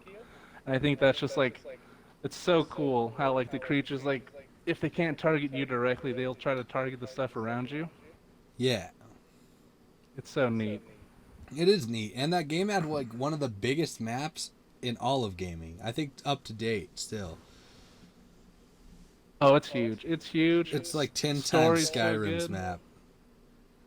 Yeah, and also with that game, it's interesting because, like, for an RPG game where you don't really get to, like, make all your choices, like, this is a specific character that you're playing through the eyes of, Yeah. it really does, like, make you feel like you're just, like, the person in that story, and, like, you're following this really cool, like, immersive, like, conversations with everybody. Yeah. It just sets the mood so well for, like, what everything is. Like, you just feel like you're a part of this world, like, from the beginning. I love that. Hell yeah. Damn. That was good. Yeah, that was a good one. Freaking, Yeah. I love all these games. Oh yeah. Cameron, So you much. definitely gotta like play The Witcher through though. Like, Seriously. for real. Yeah, I gotta Super play. good. I gotta finish playing. Yeah, it I through. recently played through it again. I got to the DLCs finally. They're so amazing. Like both the DLCs are amazing. I haven't gotten to them. You gotta do it, dude. You gotta do Yeah. it, dude. Well, I guess that's this episode of the Pipeline Podcast. Everybody say your goodbyes. Thanks for watching Bye, us, guys. I everybody. know this is a long one, but hey, it was fun. All top games. Pretty good. I agree with most of them, and our decisions are all pretty valid. I feel like. Well, that's been it. Have fun, guys. Good night, Chicago.